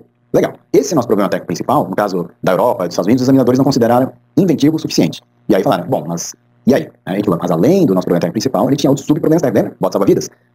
Alguns dos outros subproblemas que a gente tem aqui, eu não vou falar todos, tá? Um outro deles era confiabilidade. Se você pegar uma tampa de garrafa normal e tentar encaixar num bloco comercial, você não vai conseguir. Por quê? Porque o perímetro, né, da tampinha, ele bate em cima dos pinos, então topa. Então não dá pra encaixar. E aí o que a gente fez, no caso da nossa tampinha, a gente pegou, no caso da nossa tampa, né, a gente tem uns cavadinhos lá de dentro. Aliás, a gente vai ver ali na patente já. Daqui a pouco eu vou mostrar os desenhos para vocês. Tem uma série de cavadinhos e esses cavadinhos permitem agora que não toque mais uma com a outra. Tem outros problemas técnicos também, né, mas esse aqui seria o principal que a gente teve, que depois a gente teve a patente concedida. Bom, o que eu vou recomendar para vocês, pessoal? Encontrar essa patente, vocês têm condições, né? Entra lá no Google Patents, a gente já sabe, escreve lá em João Suzuki, vocês vão encontrar não só o pedido PCT, mas o pedido americano já concedido na de patente e o pedido europeu também. Recomendação, pessoal, leia, né, o pedido PCT original, tá até em língua portuguesa aqui, e depois leia o pedido americano concedido, o pedido europeu concedido, e se puder, entra no SPT Au Pair no Espacenet para vocês verem como foram, né, os comportamentos dos examinadores em 2 escritórios diferentes. Eu não vou recomendar que vocês entrem no escritório chinês, porque vai ser um pouco mais difícil de vocês lerem, né, o que o examinador chinês escreveu ali, ok? Mas legal, aqui a gente está com o nosso pedido, né, então vamos seguir adiante. A gente tem ali, tem resumo. Normalmente a gente não coloca medidas, nem marca em patentes, é uma coisa meio assim, não é recomendável. Nesse caso específico a gente acabou usando tanto, né, a citação da marca como aqueles padrões, porque de fato, para ser compatível com esse padrão, não tem como não ter essa medida. E a melhor forma de caracterizar isso tecnicamente era na forma das medidas mesmo, com algumas variações, coisas do gênero, tá? Pedido original era assim, ó, você tem pelo menos um pino, pelo menos um nicho, encaixa 1 para 1, é o que a gente pediu, não foi o que a gente levou, né? Eles não consideraram inventivo o suficiente. Tinha até como argumentar mais, mas a gente achou que no nosso caso era melhor, a gente não valia a pena estender muito mais, tá? Ia custar muito mais caro, e a gente achou, olha, uma coisa, vamos ficar com o nosso problema técnico número 2, que ele já está de bom tamanho, e no final das contas ele protege o nosso mercado mesmo, é o principal mercado que a gente queria. Legal. Aqui um comentário geral, tá, pessoal? Isso aqui é um PCT, já é um pouco antigo. Naquela época a gente tinha numeração, né, em linhas. Hoje, pelo menos aqui no Brasil, a gente numera por parágrafo, mudou um pouco o padrão de numeração, tá? Mas tem ali campo de dimensão, antecedência. Aliás, vocês estão lembrados daquele modelo que a gente viu, né, alguns vídeos para trás ali, né, do modelo formal, que tinha algumas dicas, não é muito diferente. Tem campo de dimensão, antecedentes. Aqui a gente citou vários pedidos de patentes, mas em que você citou vários pedidos de patentes? Lembra lá, na nossa coluna número 1? Eu quero ser encontrado, uma vitrine, então. A gente citou um monte de gente, porque se qualquer um, na época que a gente depois fizesse uma busca por citação, a top site em patentes, a patente que mais citava os outros, o pedido de patente que mais citava os outros, provavelmente ia ser o nosso, ok? Legal. Depois a gente tem algumas evidências, assim, a prevenção, a questão, né, dos problemas técnicos principais e tal, e aí vai, né, então, descrição das figuras, né, então lembra, né, então assim, o que é A, o que é B, o que é C. Aliás, perdão, pessoal, normalmente a gente vai lá, para identificações, depois voltar, aqui eu tô fazendo linear, até pra gente ler de uma forma diferente também, vai. Então, aí, descrição das figuras, né, o que é pino, o que é nicho, o que é base da tampa, o que é superfície de topo, e assim por diante, né. Então, escreve item por item aí, que mais, né, que a gente tem. Depois a descrição da invenção, aliás, ali tá a descrição dos desenhos, descrição da invenção. Fala das variações que tem, etc. Pessoal, tô passando rápido assim, porque vocês podem ler com calma, né, se quiserem, inclusive, depois. Bom, aí tem variações, possibilidades e tal, né, e aí uma coisa aqui, ó, só chegando ali pro final, que a gente, né, eu comentei com vocês, abuse dos desenhos. Legal. Pronto, ó, reivindicações, né, isso aqui era a reivindicação principal, aí tem o que é A, o que é B, o que é C e tal, né, legal. E aí depois que a gente tinha ali, né, aí tem algumas reivindicações dependentes e tal, mas o que eu queria mostrar pra vocês aqui mesmo, tem reivindicação também de processo, lembra? Produto e processo, não custa fazer pelo menos a reivindicação de processo para você poder usar a inversão do ônus à prova no caso de patentes, né, no caso de patentes de processo que a gente pode ter. Legal. Aí tem os desenhos, né, o desenho mais básico que a gente tem. Você percebe que não é um desenho técnico nem nada, nesse caso aqui, é um desenho simples. Tem variações, né, então fala que pode ter vários formatos, a tampa, tal, né, pode ter acessórios adicionais, pode ter uma saia externa, o pino pode ser redondo, chanfrado, poligonal, tubular, e aí vai, tá vendo? O nicho pode ser tubular, pode ser prismático, pode ser no cantinho da tampa, ser formado por posquinhos, assim, que vão encostando. Vocês viram, né? Interessante, assim, essas variações. A tampa pode ser quadrada também, pode ser retangular, pode ser banguela, pode ter pino só no perímetro, pode ser assimétrico, assim que a gente toma as medidas. Pode ser nicho 3 para 1, 4 para 1, não só para 1 também. Pode ter lacre, pode ter tubinhos internos, pode ser tipo uma palefitinha também, ó, tem várias variações que a gente tem aqui, recorte na base da tampa, recorte no pino, monta assim assado, cozido, frito e assim por diante. Tá? Pode ter nicho em cima, pino embaixo. Então vocês viram, sim, são variações que você fica pensando como que alguém pode fazer uma coisa diferente dentro da sua invenção. Legal, variações que a gente tem para evitar, né? Então, o cavadinho na base da tampa pode ser na fase de recorte, na fase de desvio, ou então de estreitamento na parede. Então, ou recorta, ou dá aquela desviadinha, ou então estreitadinha, para a gente conseguir compatibilizar. Perfeito? E aí vai, né? Fala que pode ter vários tipos de lacre, de rosca, empurrigira e tal. E aí tem alguns exemplos que assim, são praticamente, né, a tampa que vai para o mercado mesmo. E às vezes colocar um desenho exatamente como vai para o mercado mesmo, ou muito próximo, ajuda. Até no caso de infração futura, alguém bate o olho e fala, não tem como não falar que não está infringindo, né? Patente não é aparência, tá, pessoal? Mas ajuda, né? Nem todo juiz está preparado para fazer uma leitura, né? Até diz, vai contar com perito e tal, mas fica mais fácil. Não precisa ser nem grandes peritos, né? Ou grande, de muita ajuda para você ver que, olha, no mínimo parece que tem relação ali. Legal. E aí fala de variações que a gente pode ter também, pode ser quadrado, retangular. Aí o pessoal fala, nossa, vocês pensaram em tudo? Eu falei, em tudo não. A gente pensou em bastante coisa, a gente não foi preguiçoso, lembra? Porque a coisa mais óbvia que teria quando alguém vê isso, tive uma ideia, vou fazer uma tampinha quadrada. Aí alguém chega e fala, mas a tampinha quadrada não vai ter atividade inventiva, só mudou o formato. Então, não tem atividade inventiva, mas pode ter desenho industrial. Você fala, verdade, pessoal, imagina que você tenha a patente de uma coisa e o desenho industrial de uma determinada configuração, aparência, é do outro. Aí você fica bloqueado pelo outro. Nesse caso, A tampa quadrada, a tampa, né, retangular é nossa também. Inclusive aquela retangular fecha a pasta de dente, que é uma maravilha. Legal. Aqui tem o relatório de busca do PCP e tal. Eles fizeram até alguns questionamentos ali relacionados à novidade. Em relação à novidade, efetivamente, né? Não tinha como se falar, porque aquelas anterioridades não citavam, por exemplo, o padrão que a gente estava falando. Você fala, mas o padrão que você estava falando, ele não é inventivo. Poderia até não ser considerado inventivo, eventualmente. Mas novidade é outra coisa, né? Novidade é se cada um dos elementos reivindicados está presente naquelas anterioridades, né? E aí, no caso, a gente pode falar que certamente não estava lá. Mas, de qualquer forma, né? Com o cavadinho, aí acabou. Aí não tem como. Aliás, já foi até conseguido nos Estados Unidos e na Europa. Ok? Legal. Então, a gente tem um exemplo aqui. E aí, voltando, tá? A gente comentando com vocês, né? Que a gente poderia ter entrado ali, pedido. Eu falei pra vocês, né? Entra no escritório europeu lá, por exemplo, né? Então aqui, ó, você tem, quer ver, ó, no Spacenet também. Global Dossier. Eu acho que ali você já vai direto. A Global Dossier tá entrando no SPTO. Mas você pode entrar tanto no site SPTO Pair quanto no site do Spacenet, por exemplo, né? E do Spacenet entrar no Epoline depois, pra você, como se diz, poder olhar o processo na íntegra também. Tá bom? Então fica a dica aí, pessoal. Isso aqui é o pedido, né? Do jeito que foi publicado, né? O primeiro pedido, ali tem os desenhos e tal, vocês vão ver, né? E ali tem a família de patentes, né, que são vários pedidos que tem patentes, né, concedidos na China, na Europa também, ó, pedido europeu concedido. Você clica aqui, ó, pedido europeu concedido, tá aparecendo ali.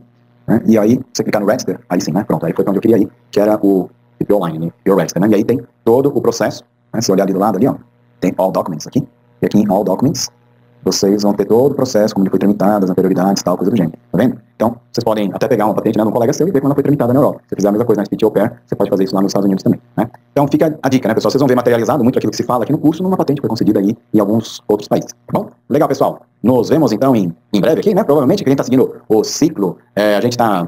Daqui num tempo aqui, que esse vídeo deve estar até encaixado ali no finalzinho da coluna número 2, ali das especificações, que eu acho que é um bom lugar para a gente ter esse vídeo. E um próximo bloco, né, para quem está seguindo da coluna número 2, né, a gente entrar agora na coluna do quem, né, então, stakeholder externo, da equipe interna, e seguir com nossos próximos blocos. Vejo vocês num desses próximos blocos, ou lá no final, né, lembrando que o nosso curso ele é bastante flexível, a gente pode pular entre blocos e normalmente vai funcionar relativamente bem, tá bom? Legal, pessoal, nos vemos em breve. Né, pessoal? Olha só, hein? 19 horas na capital federal do Brasil, hein, Hélio? Just in time esse curso aqui, hein? Pessoal, ó, 21 colegas aqui ainda conosco, né? Eu queria agradecer aqui, né, a participação de vocês todos. Espero que esteja sendo proveitoso o curso, né? Se quiser convidar mais colegas, tá, pessoal? Pode chamar para o pessoal vir na semana que vem também. Eu vou postar lá no nosso grupo do WhatsApp, tá? Para o pessoal que está aqui na sala, o grupo do WhatsApp estava com o link lá já, tá? Aliás, acho que eu vou colar de novo aqui o link, ó, do WhatsApp, tá? Que a gente pode se encontrar lá também, se tiver alguma dúvida, alguma pergunta, tal, a gente pode usar o nosso grupo do WhatsApp também. Então é isso aí, pessoal. Quarta-feira que vem tem mais. A gente vai ter a nossa parte 3 de 4 da nossa super maratona. Não perca os próximos episódios.